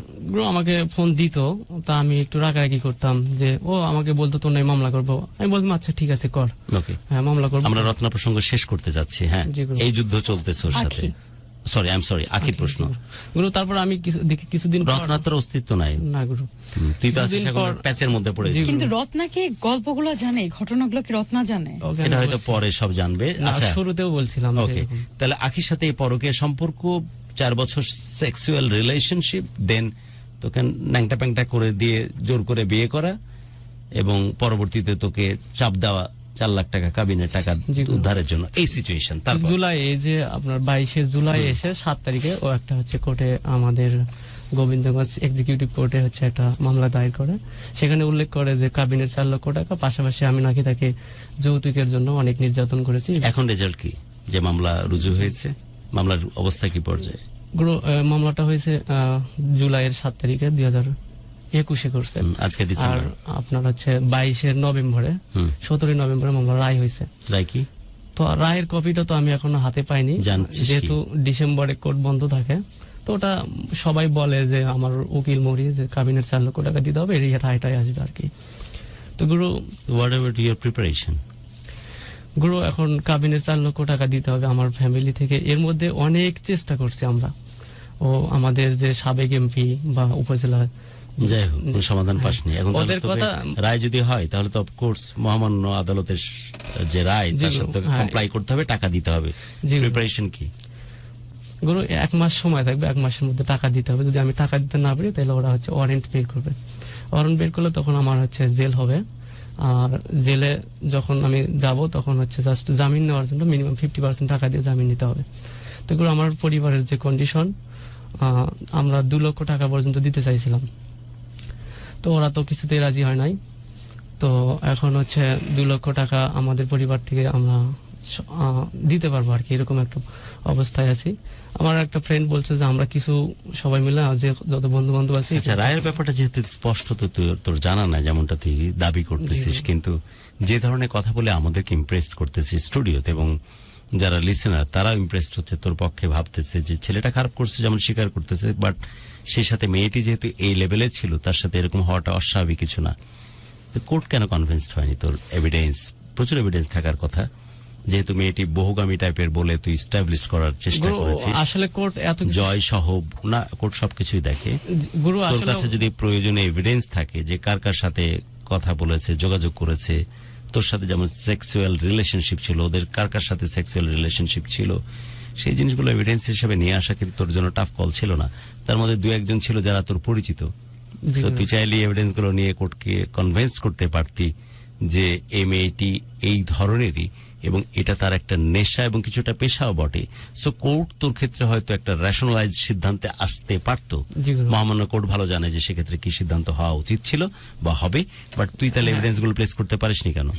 গুরু, আসলে ওই সময়টা হয়েছে কি, আমরা জাস্ট মামলার পিছনে ভাবে দৌড়াইনি, আমরা চাইছিলাম যে একটা মীমাংসা আসবে। এই এরকম মীমাংসার জন্য চেষ্টা করতেছে, হ্যাঁ। মামলার পেছনে দৌড়াসনি। কি এক অমিত ক্ষমতা বলে বা কি এক স্পিরিচুয়াল ক্ষমতা বলে তাহলে কোর্টের রায় তোর পক্ষে আসবে? আর তুই কেমনে ভাবলি যে কোর্টের রায় যদি তোর বিপক্ষে যায়, সেখান থেকে তুই কেমনে উদ্ধার পাবি? আমি মনে হয় ঠিক প্রশ্ন করতেছি তোকে। জি, গুরু। উত্তর, তুই কিছু ফাটকামি করতেছিস, সেটা হচ্ছে মূল কথা। গুরু, আসলে থাম, মেইন জিনিস হচ্ছে তুই আমার সাথে কিছুটা বাটপারি করতেছিস। এখন ঘটনা হচ্ছে যে গুরু বলা ছাড়, প্রথম কথা, গুরু মানেই হচ্ছে this is the kind of person যাকে মানুষ টিচার, মাস্টার বা তার ফিলোসফিক্যাল গার্ডিয়ান হিসেবে কনসিডার করে। তুই আমাকে এতেশাম বলে সম্বোধন কর, আর যদি গুরু বলতেই হয় ঝেড়ে কাশ। ভেতরের সব কথা খুলে বল। জি অবশ্যই। আমি বোঝাতে পারছি না পারিনি। Either will make instantly call to the other parties, এবং আরো যদি উপরের লেভেলে যাওয়া যায় আমি যাওয়ার চেষ্টা করব। রাদার এটাই ভালো হবে, হয় এতেশাম বলে সম্বোধন করে গল্পটা শেষ করে ফেল, আইদার যদি গুরু সম্বোধন করিস তাহলে ভেতরের সব কথা খুলে বল, যেখানে তোর লায়াবিলিটিজের পরিমাণ হয়তো আরো অনেক বেশি বেশি ছিল। আমি কি বোঝাতে পারছি যে আমার জায়গাটা নাকি পারিনি? জি গুরু। বল কোন কোন জিনিসগুলো বলিস নি তুই? গুরু প্রথমত আমি বিয়েটা স্বীকার করে নিছি, আর কোর্টের কথা যেহেতু বিয়ে স্বীকার করছে তোমাকে কাবিনের টাকা দিতে হবে। এবং যে বিয়ের প্রেক্ষিতে কথা বললি সেটা কি একতরফা ভাবে মেয়েটির ব্যাপার ছিল, নাকি তুই ওই জিনিসটার দিকে নিজে আস্তে আস্তে মেয়েটিকে ধাবিত করেছিস? না গুরু, আমি ধাবিত করি নাই ওকে। মেয়েটাই তোকে প্রভোগ করেছে ওই ধরনের সম্পর্কের দিকে? জি গুরু। মেয়েটাই তোকে প্রভোগ করেছে বৈবাহিক সম্পর্কের দিকে? প্রথম অবস্থায় তো আমি ওকে বিয়ে করতে চাইছিলাম, কিন্তু ও আবার যখন ওই যে সম্পর্কগুলো শুরু করলো তখন তো আমি ওর কাছ থেকে মানে কেটে আসার চেষ্টা করছি। তারপরে আবার ওই যে যখন আটকে গেলাম, ধরা হওয়ার পরে আবার বিয়ে করলাম, তখন আস্তে আস্তে মানে নিচ্ছিলাম যে সংসার এখন করতে বর্তমান হবে। সিচুয়েশন কি? গুরু এখন সিচুয়েশন তো মামলার রায়টা হয়ে গেছে, কি হয়েছে সেটা তো এখনো উঠাইনি কাগজটা। বাৎসরিক বন্ধ যেটা থাকে সেটা হলে তুই মামলার রায় জানতে পারবি। জানুয়ারিতেই কিন্তু মোহরি এবং তো যে লয়ার তাদের মাধ্যমে শুনছিস, কি শুনেছিস? যে যে টাকা দিতেই হবে, তোমার টাকা কখনো মার যাবে না, কারণ এটা নাকি প্রাপ্য নারীদের, কাবিনের টাকা দিতেই হবে। গুরু আমাদের উকিল ওরা তো কাগজ মানে ওই যে ডিভোর্স, যেদিনই ডিভোর্স সেদিনই বিয়ে, ওরা ডিভোর্সটা করে কি ব্যাক ডেটে দিয়ে দেয়। ওকে, মামলা রিলেটেড ব্যাপার যেহেতু আমরা সলিউশন জানি না, সেটা নিয়ে ডিসকাশনের কোনো আপাতত আমি দেখতেছি না। বাট এখন বর্তমান সিচুয়েশন তাহলে তোর কি? গুরু এখন সিচুয়েশন আমার, তুই কি পলাতক টাইপ? পলাতক না, এখন যেহেতু ওয়ারেন্ট হয় নাই, ওয়ারেন্ট হলে তো তখন পলাতক আর কি। ওকে, আর তোর বাড়ির অবস্থা? বাড়ির অবস্থা, আমার আব্বা মা তো প্রচুর টেনশন করতে করতে একদম প্রায় শুকাই গেছে। গুরু আমি সেই যে 2020 জুনে বাড়েছি বাড়ি থেকে, আজ অব্দি বাড়িতে যাইনি। কোথায় থাকিস? গুরু আমি ঈদের যে কয়টা দিন, ঈদ মানে তো খুশি, আমার লাইফে এরকম কোনো দিন দেখি নাই আমি। আমি মেসের ভিতরেই 4 দেয়ালের ভিতরে থাকতাম, ঈদের নামাজ পর্যন্ত পড়তে যাই না। গুরু মনে হচ্ছে যে ঈদ তো খুশি, আমার তো খুশি নাই, আমি কই নামাজ পড়তে যাবো, কেন যাব? আমি রুমের ভিতর থাকতাম, কান্নাকাটি করতাম একাই, মেসে তো কেউ থাকতো না। লেখাপড়ার কি অবস্থা? গুরু লেখাপড়াটা চলছে, অনার্সটা কমপ্লিট করছি, রেজাল্ট 3.48 আসছে। এক্সপেক্টেড কি ছিল যদি এগুলো জীবনে না আসতো? কি হওয়া গুরু আরো উচিত ছিল? একটু ভালো ছিল, হওয়ার কথা ছিল। আর জীবনে কোনো ভালোবাসা, ভালো লাগে সব আছে? না গুরু এরকম আর আসে নাই ভালোবাসা। রত্নার খবর? ও এই যে জুলাই বিয়ে হয়ে গেছে, ওর ফুফাতো ভাইকে দিয়ে যোগাযোগ হয় তোর সাথে? বিয়ে আমি তো জানতাম না যে বিয়ে হয়ে গেছে। পরে যখন বিয়ে হলো আমার ফ্রেন্ড বললো যে ওর তো বিয়ে হয়ে গেছে, পরে দেখি ও একদিন নক দিচ্ছে আমাকে মেসেঞ্জারে। তুই কি বললি? তো বলছে যে আমার ইচ্ছা ছিল না, আমাকে জোর করে বিয়ে দিছে। আমি তোমার কথা মনে হলে এখনো রাতে হতে কান্নাকাটি করি। তুইও তো কাঁদলি, জি গুরু। তুইও কষ্ট পালি, এবং তুই বললি যে তোমার কথা আমিও মনে করি, তোমাকে আবার আগের মতো করে নতুন করে ফিরে পেতে চাই, বলেছিস তো, রাইট?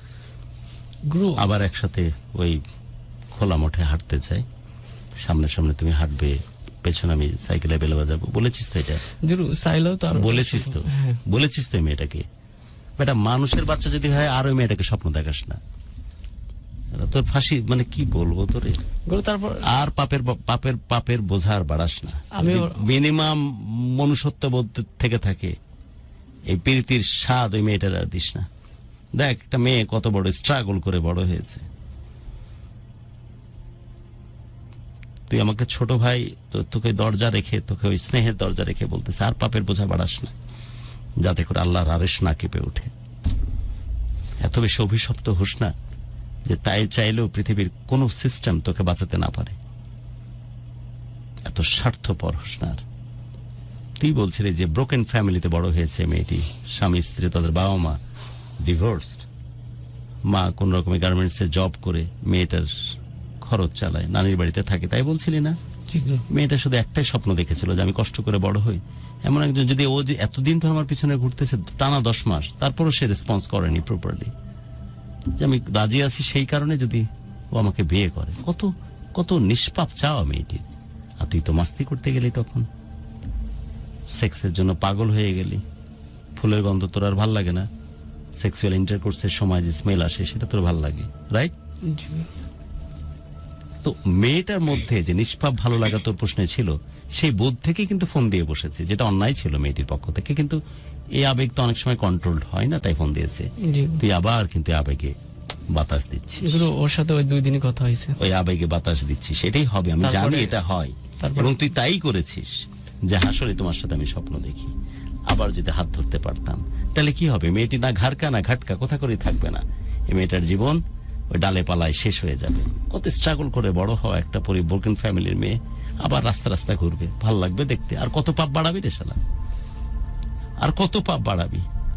পাপের বোঝায় এমন পর্যায়ে নিয়ে যাস না যে স্রষ্টা চাইলেও তোকে, তোর সিস্টেম, কোন সিস্টেমে না থাকে যাতে তোকে শুধরানো যায়।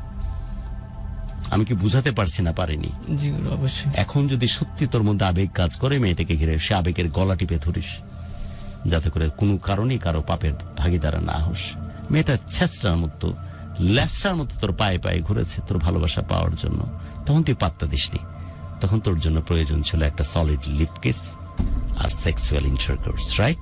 জি তখন তোর পবিত্র ভালোবাসা এতটুকু মূল্য পায়নি। আবার যখন লাথি, ঝাঁটা, কুল, ঘুষি, মামলা, রায়, ইসের টাকা, দেন জেল, এসব পরিস্থিতির মধ্যে আছিস, তখন মানসিকভাবে একটু শান্তি পাওয়ার জন্য মেয়েটার সাথে আবার ফ্লো করতেছিস। এর চাইতে নিরঙ্কুশ স্বার্থপরতা আর কিছু হতে পারে? পাপ বাড়াস না, ওকে ছেড়ে দে, গুরু, ওকে আমি ব্লক করে দিছি ঈদের 2 দিন পরে। ওকে ছেড়ে দে। আর জীবনে কোনোদিন ও যে যোগাযোগ করে, কারণ ও তো ওর জায়গা থেকে অনেক পবিত্র ছিল, তাই কোনো এক বর্ষণমুখর সন্ধ্যায় বা কোনো এক কাঠফাটা দুপুরে তোর কথা মনে করে দীর্ঘ নিঃশ্বাস করে ফোন দিতে পারে। ছেড়ে দে ওকে।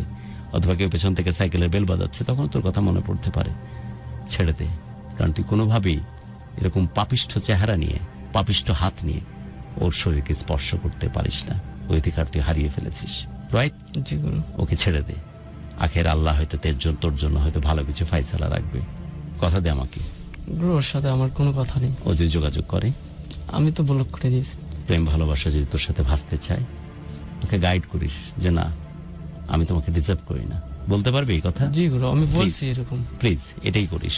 এবার বর্তমানে কেমন আছিস তুই? গুরু, ভালো নেই। সব সময় একটা কথাই মনে হয় যে আমার 4 লক্ষ টাকা দিতে হবে, যদি না দিতে পারি আমার জেলে যেতে হবে। গুরু, আমার সবসময় হাসতে পছন্দ করতাম, এখন আমি রুম থেকে বের হই না। প্রথম এখন বর্তমান পরিস্থিতিতে সেরা 2টা কষ্টের কথা বলতো। কোন 2টা জিনিস নিয়ে তোর সবচেয়ে বেশি কষ্ট হয়? গুরু, আমার সব থেকে খারাপ লাগে যে আমি ভুল করছি যখন আমার আব্বা আমার সামনে দাঁড়ায়। স্বাভাবিক, এই গুরু, কথাটা আমি শুনতে চাইছিলাম। তুই আমি শেষ ওই হয়ে যাসনি। মানুষটার দিকে তাকাইতে পারি না। তুই শেষ হয়ে যাসনি, তাহলে তুই শেষ হয়ে যাস। ওই মানুষটার দিকে আমি তাকাইতে পারি তুই না। শেষ হয়ে যাসনি। Still there is a chance তুই কাম ব্যাক করবি। তুই কাম ব্যাক করবি, আমার বিশ্বাস তুই কাম ব্যাক করবি। আমি তোকে 2টা অপশন দিচ্ছিলাম, বাট আমি প্রথম অপশন এটাই শুনতে চাচ্ছিলাম যে 50 টাকায় কামলা খাটা একটা মানুষ নিজের গতর পানি করে দেওয়া, যে কোনো বাবা ডেফিনেটলি তার বাচ্চা কাচ্চাকে সে কষ্টের মধ্যে সামিল করতো। কি পরিমাণ নিঃস্বার্থবান পিতা হলে তুই জানিস না? প্রতিদিন কত কত কত কত রকমের নবজাতক রাস্তাঘাটে কুলাঙ্গার ইসের মতো পড়ে থাকে, জানিস না? বিভিন্ন পাপের ফসল। সেই জায়গাতে জন্ম তো দেয়া যায়, বায়োলজিক্যাল ফাদার বা মাদার হওয়া যায়, কিন্তু সত্যিকারের বাবা মার সংখ্যা কিন্তু দিনকে দিন বর্তমান পৃথিবীতে কমে আসছে। সেখানে এরকম বাবাও আছে, এমন বাবাও আছে যে নিজের পেট কেটে কেটে রক্ত খেয়ে পানি করে দিয়ে সন্তান যেন কোনো কাজ না করতে হয়, কষ্ট না করতে হয়, ওরা মানুষ হোক, ওরা সফল হোক, এইভাবে তাদের সমস্ত চাওয়া পাওয়া, স্বপ্ন, আশা, আকাঙ্ক্ষা সবকিছুকে তার মধ্যে নিবন্ধিত করে। উচিত ছিল না তোর এই অবস্থাতে বিলাসিতাতে যাওয়া। উচিত ছিল না এই সময়তে তোর সেক্সুয়াল এই এক্সপেরিয়েন্স এক্সপ্লোর করা। শুধুমাত্র উচিত ছিল যারা এই পরিমাণ নিরঙ্কুশ স্যাক্রিফাইস তোর জন্য করছে তাদের জন্য পৃথিবীটাকে দেখা। তারপর তো পুরো জীবন তোর কাছে পড়ে আছে, তুই তোর মতো করে বাঁচতি তখন। কিন্তু এখন এতদিন পরে এসে যখন তোর মনে হয় যে যা অন্যায় ভুল করেছিস, সেটার জন্য সবচেয়ে বেশি পোড়ায় তোর বাবার সামনে গেলে তাই মনে হচ্ছে still there is a chance. গুরু আমার আব্বা চাল নিয়ে আসে, নিয়ে এসে স্ট্যান্ডে আমাকে দেয়। আমি তো বাড়িতে যাই না, এখনো চাল নিয়ে এসে চাল নিয়ে এসে দেয়। ওখান থেকে আমি চাল নিয়ে আসি। আমি মানুষটার দিকে তাকাইতে পারি, নিজেকে প্রচুর ঘৃণা হয়। মনে হয় যে আমি সব থেকে অপরাধী, আমি এই মানুষ বেঈমানি করছি। মনে হয় না গুরু, সত্যি আমি সব থেকে অপরাধী। গুরু আমার মা আমাকে নিয়ে প্রচুর টেনশন করে, তারা দেখে গেলে রাতে বেলা ঘুমায় না। যে যেটা বলে অমুকের কাছে গেলে হয়তো ঠিক হয়ে যাবে, তার কাছেই যায়, কিন্তু আসলে হয় না এটা।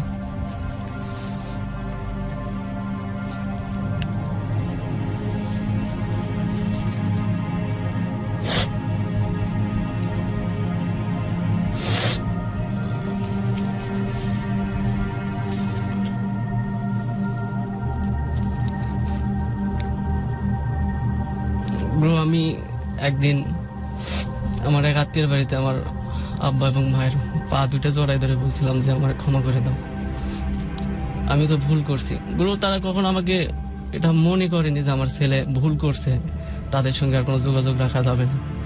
তারা আমাকে যথেষ্ট সাহায্য বা সাথে সাথে বুকে টেনে নিচ্ছে, এরকম একটা। গুরু, বাবা মার কাছে ছেলে কখনো বা সন্তান কখনো বেশি হয় না। তোর ক্ষেত্রে এরকম শালা কয়টা বাবা মার কয়টা বাচ্চা কাচ্চা দেখছস, ইচ্ছা মতো ফিলিংস করতেছে, পয়দা হচ্ছে, আবর্জনাতে যে ফেলে আসতেছে। কয়টা উদাহরণ দিব তোরে, জানিস না? পেপার, টেলিভিশন, পত্রিকা সবকিছু দেখিস না? ফেসবুকে যে থাকিস দেখিস না যে কত রকমের নোংরামি চলতেছে? তাই বললাম যে বায়োলজিক্যালি ফাদার মাদার হলেই আদর্শ বাবা মা হওয়া যায় না। তোর বাবা মায়ের মতো পীর, তোর বাবা মার মতো এইরকম বেস্ট মানুষ পৃথিবীতে সংখ্যা দিনকে দিন কমে আসছে। তোর কপাল, তোর 14 পুরুষের কপাল, যেমন বাবা মার ঔরসে তুই জন্ম নিয়েছিস। তুই ইঞ্জিনিয়ারিং কিভাবে বলিস যে বাবা মার এমনই হয়? নো, বাবা মার এমন হয় না। বহু সন্তান তার বাবা মাকে বিষ খায় মেরে ফেলতেছে, বৃদ্ধাশ্রমে রাখতেছে, গলা টিপে মেরে ফেলতেছে, মারধর করতেছে জায়গা জমির জন্য। অনেক বাবা মা তার সন্তানকে নোংরামি ভাবে করতেছে, বাচ্চা কাচ্চা বিয়ে রেখে বিভিন্ন রকমের যাচ্ছে তাই রকমের সম্পর্কের মধ্যে জড়িয়ে পড়তেছে। তোকে কে বলছে যে বাবা মার এমনই হয়?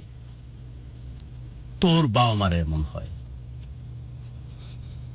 তোর মতো যারা তোর মতো এরকম যারা এই ধরনের কপাল করে যারা আসছে, তাদের বাবা মারা এরকম হয়। বায়োলজিক্যাল ফাদার মাদার বহুত আছে পৃথিবীতে। এখন সংখ্যা কিন্তু অত বেশি না যে জন্ম দিলেই সে বাবা মা রিলিজিয়াসলি সন্তানের প্রতি সে পরিমাণ ডেডিকেশন দেখাবে। তোর কপাল ভালো বেটা যে তুই তো ওদের ঔরসে জন্ম নিয়েছিস। আমি কি বুঝাতে পারছি বিষয়টা নাকি পারিনি?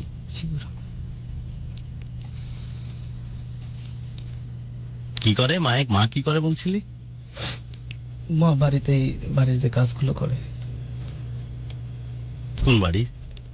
আমাদের নিজেরই যে গরু টরু আছে এগুলো দেখাশোনা করে।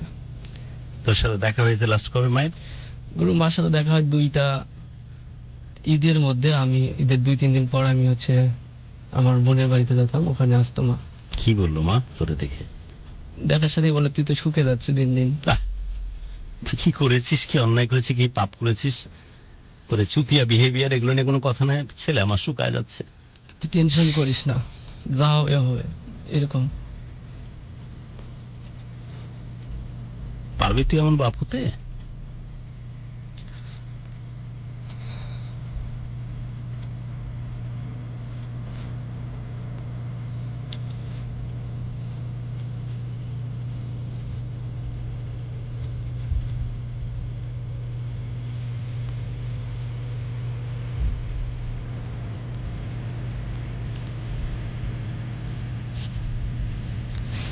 আমার আব্বার আবার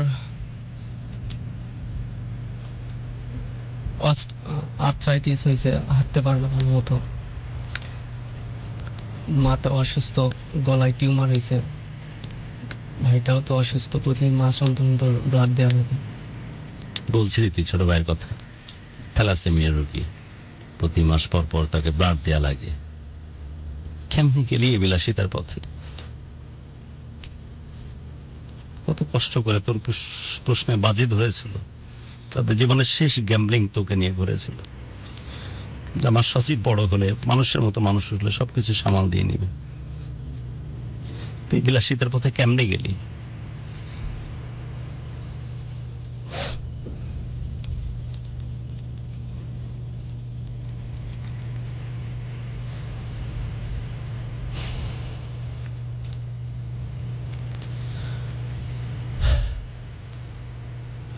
কি ভাবছিস ভবিষ্যৎ? ব্রো আমি স্বপ্ন দেখতাম যে ভালো কিছু করবো একটা সময়, ওই মানুষগুলোর পাশে দাঁড়াবো আর কাজ করতে দিব না।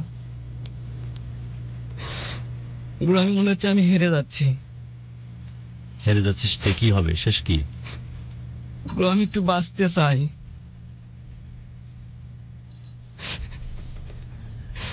আমি অন্য 10 জনের মতো বাঁচতে চাই। গুরু সারাক্ষণ মনে হয় আমি এখান থেকে কেমনে উঠতে পারি, কেন আমার এই জীবনে এরকম একটা দিন আসবে। গুরু আমাকে অনেক বুঝাইছে আমার ফ্রেন্ডরা, আমি বুঝি।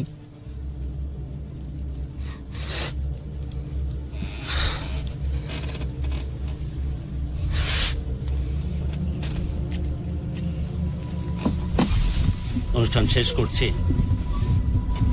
সবার জন্য অনেক অনেক দোয়া।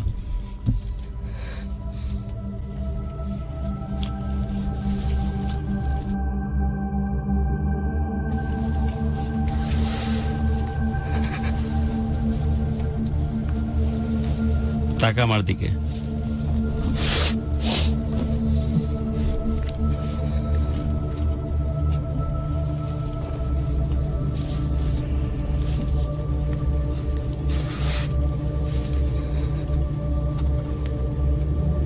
নতুন করে আর কোনোদিন প্রেমে পড়িস না। না গুরু, এখন ভালোবাসা ঘৃণা মনে হয় আমার কাছে। প্রেমের জন্য চেষ্টাও করিস না। ফেসবুকে যদি কোনো পর্ন ভিডিওগ্রাফি দেখার ইচ্ছা হয় দেখিস, বাট কোনো মেয়েকে হাই হ্যালো বলে তার সাথে কমিউনিকেট করার চেষ্টা করিস না। তোর গল্পের সাথে ফ্লো করে যদি আমি বলতে চাই, একটা সময় যখন নিজেকে গুটিয়ে রেখে লেখাপড়া করতি, তখন তো নিজেকে মনে হতো আমি নিজেকে খুব ডিপ্রাইভ করতেছিস। বন্ধু বান্ধবরা মজা করে, প্রেম করে, মাস্তি করে, আমিও একটু দেখি তো এই পথে কি আছে। তারপর বন্ধুদের মধ্যে সেরা হওয়ার বা বন্ধু বান্ধবী তোদের ব্যাচের মধ্যে সেরা হওয়ার যে টেন্ডেন্সি তোর মধ্যে ছিল ছোটবেলা থেকে, সেটাই তোকে শেষ করেছে। তুই খেয়াল করে দেখ, যখন তুই ফার্স্ট হতি, যতটুকু না তোর জন্য ফার্স্ট হতি বা তোর পরিবারের জন্য ফার্স্ট হতি, তার চাইতে বেশি তুই চেষ্টা করতি যে আমার ব্যাচের মধ্যে সেরা হতে হবে, এই টেন্ডেন্সি। দেখ আমি তোকে গুরু বলে ডেকেছিস আর আমার কি অটো কানেক্টিভিটি কাজ করতেছে। দেখ যে আমি মন থেকে তোকে তোর মতো করে বুঝতে পারতেছি। যদি ভুল হয় আমাকে শুধরায় দিস। তুই যখন ফার্স্ট হতি, তুই যখন পরিশ্রম করতি, তোর বাবা মা কতটুকু খুশি হবে, পরিবারের লোকজন কি করবে, তার চেয়ে বেশি তোর মধ্যে ফ্যাসিনেশন কাজ করতো যে আমার ব্যাচে ছেলে মেয়েদের মধ্যে সেরা হতে হবে। তুই নিজেও জানতি যে আমি ভালো পোশাক পরতে পারি না, ভালো খাবার খাই না, ভালো ঘরে থাকি না। এটার জন্য আমার একটা কমপ্লেক্সিটি আছে, সবাই আমাকে একটু আন্ডারমাইন করে যে আমি একটা নিরন্তর খেটে খাওয়া গরিব পসরা টাইপের পরিবার থেকে উঠে এসেছি। তাহলে এদের জাতে উঠার জন্য আমাকে পড়ালেখা দিয়ে নাম্বার 1 হতে হবে। এর জন্য তুই পড়ালেখাতে ফোকাস ছিলি। যখন তোদের বয়সন্ধিকাল আসলো, প্রেম প্রীতির সময় আসলো, তখন যখন বন্ধুরা প্রেম প্রীতি করতেছে, ওদের অভিজ্ঞতা এক্সপ্লোর করতেছে, তখন তোকে মনে হলো যে লেখাপড়ার মধ্যে কিছু না, রাদার এখানে কিছু একটা করি যাতে করে ওদের চাইতেও যে আমি সেরা এটা আমি বুঝাইতে পারি। এটা করতে গিয়ে তো একটা প্রেমের মধ্যে যখন ঢুকলি এবং তার মধ্যে তোর কচি মনে এটাও দানা বাঁধছিল যে এই সম্পর্কটাই বা কেমন সেটা একটু ঘেরে দেখি তো, গিয়েই কিন্তু প্রেমের সম্পর্কে তো জড়িয়ে পড়া। একটা হচ্ছে কৌতূহল, যেটা বাই ডিফল্ট এই জেনারেশনের এই বয়সের, এই জেনারেশনের সব জেনারেশন এই বয়সের মধ্যে থাকে। আরেকটা হচ্ছে যে ওদের কেন গল্প শুনবো, সারা জীবন তো ওদেরকে আমি লিড করার মানসিকতা নিয়ে এসেছি। পারিবারিকভাবে সামাজিকভাবে যতই পিছিয়ে থাকি না কেন, বা ট্যালেন্টের দিক দিয়ে ওদেরকে আমি লিড করেছি, সো আমিও এই জায়গাতেও ওদের মতো যে ওদের চাইতেও যে সেরা এটা দেখানোর চেষ্টা করবো। At the same time sexual ইন্টারকোর্সের মধ্যে যখন তুই গেলি পরকীয়া সম্পর্কে, সেখানেও যে তুই তাদের চাইতে 2 ধাপ এগিয়ে আছিস সেটাও কিন্তু এক্সপ্লোর করতি এবং এই জিনিসটা এক্সপিরিয়েন্স শেয়ার করে তাদের কাছেও কিন্তু সেই জিনিসটা সে ক্রেডিট নেয়ার চেষ্টা করতি। এই নেশা, এই যে সেরা হওয়ার নেশা, ভালো পথে হলে তার চাইতে সেরা কিছু নাই, খারাপ পথে গেলে তার চাইতে নোংরা কিছু নাই, সেটাই তোকে সারা জীবন পেয়ে বসেছে। আমি কি ভুল বলতেছি নাকি ঠিক করতেছি? না গো, ঠিক আছে। আচ্ছা, এই যে জিনিস, এই যে সেরা হওয়ার নেশা, চেষ্টা কর প্লিজ চেষ্টা কর, still there is a probability, কারণ বয়স সবে শুরু হয়েছে। তো 97 বলছিলি না, আর আমি 98, এবং হিসাব করে দেখলাম যে সময়কালে বিয়ে করলে তো সমান সন্তান থাকতো আমার। তাই আমি বলতেছি still there is a chance, still there is a time. এবং সেই সাথে এটাও বলতেছি, যেহেতু এক সময় তুই এরকম রেজাল্ট করে করে এসেছিস কোন রকমের সাপোর্ট ছাড়াই, তাহলে তোর মধ্যে সেই মেরিট, সেই পরিমাণ ট্যালেন্ট তোর মধ্যে আছে। কিন্তু তোরা যারা আগুনের মতো না, যারা এক্সট্রিমলি ট্যালেন্টেড, তাদের দুই দিকে যাওয়ার প্রবাবিলিটি খুব বেশি থাকে। হয় বেশি খারাপ হয়ে যায়, না হয় অসম্ভব বেশি ভালো হয়ে যায়। আর কত খারাপ হবি? আর কত খারাপ হলে খারাপের কোটা তোর পূর্ণ হবে? Is it enough? Is enough? হ্যাঁ, জি এবার টার্ন কর, ভালো সর্বোচ্চ শিখা স্পর্শ করার চেষ্টা কর। তোর জীবনে এমন কোনো ঘটনা ঘটে যায়নি 2 লক্ষ টাকা দিলে জামিনযোগ্য যদি বেল পাওয়া যায়, যেটা তুই বলতেছিলি, সেটা থেকে যদি পরিত্রাণ পাওয়া যায়, 2 লক্ষ টাকা কোনোভাবে একটা মানুষের জীবনকে ডিসাইডিং ফ্যাক্টর হিসেবে করতে পারে না। পুরো 4 লক্ষ টাকা ছাড়া হবে না ওটা। অথবা যদি ফিগারটা 4 লক্ষই হয়, যদি রায় এরকমই আসে, তো আমি একটুকু শুধু বলে দিচ্ছি 4 লক্ষ টাকা কোনো মানুষের জন্য কোনোভাবে ডিসাইডিং ফ্যাক্টর হয় না। এবং আমি যতটুকু ভাবে তোর পরিবারের অ্যানালাইসিস করলাম, অফিয়ারে তোর সম্বন্ধে যতটুকু আমি খোঁজ খবর নিয়ে জেনেছি, এই সলিউশন, এই প্রবলেম থেকেও তুই উত্তরণ পেয়ে যাবি। কিন্তু এই যে বাজের নেশা থেকে সেরা হওয়ার যে মানসিকতাটা যদি ভালোর জায়গাতে শিফট করতে পারিস, খুব বেশি দিন এই কষ্টের মধ্যে তুই থাকবি না। আমি হলপ করে তোর সম্বন্ধে বলে দিতে পারি, তোর এতটুকু ডিপ্রাইভ হওয়ার, এতটুকু টেনশন করার, এতটুকু দুশ্চিন্তা করার কারণ নাই। তোর মধ্যে অসম্ভব 2টা গুণাবলী খুব মারাত্মক ভাবে আমি দেখেছি। একটা হচ্ছে যে ট্যালেন্ট, যে কারণে তুই এত পিছিয়ে থাকার পরেও সবার চাইতে সেরা রেজাল্ট করার তাকত তুই রাখিস। আর একটা হচ্ছে যে নিজের ভুল, নিজের দোষ, নিজের ঘাট, নিজের কষ্ট, নিজের অন্যায় সবকিছু অকপটে বলে দেওয়ার মতো, অ্যাকনলেজ করার মতো ক্ষমতা তুই রাখিস। সো আর শেষ হওয়ার কিছু নাই, আর নষ্ট হওয়ার কিছু নাই। Now the time is really come back to make something better, something best, এবং তোর সক্ষমতাও সেটা আছে। আমি বিশ্বাস করি উইল কাম ব্যাক। আমি বিশ্বাস করি আবার তুই ঘুরে দাঁড়াবি। আমি ডেফিনেটলি বিশ্বাস করি আবার সুরে বাঁশি বাজবে। কারোর জন্য না হলে প্লিজ ওই মানুষটার জন্য বাজ, তোর বাবার জন্য ঘুরে দাঁড়ানোর চেষ্টা কর। এ যাত্রাতেও যদি রায় এরকম হয়ও, যেমনটা তুই বলছিস তোর বাবা মা তোকে সামলায় নিবে, আমি তোকে বলে রাখলাম, প্লিজ বাকি জীবনটা তাদের নামে করে দে। বিল গেটস যখন গোটা পৃথিবীকে লিড করতেছে 1 নম্বর ধনী হিসাবে, সে তখন ফিরে যেতে চেয়েছিল এমন একজন লোকের কাছে যার কাছে পেপার চেয়ে সে পড়তো।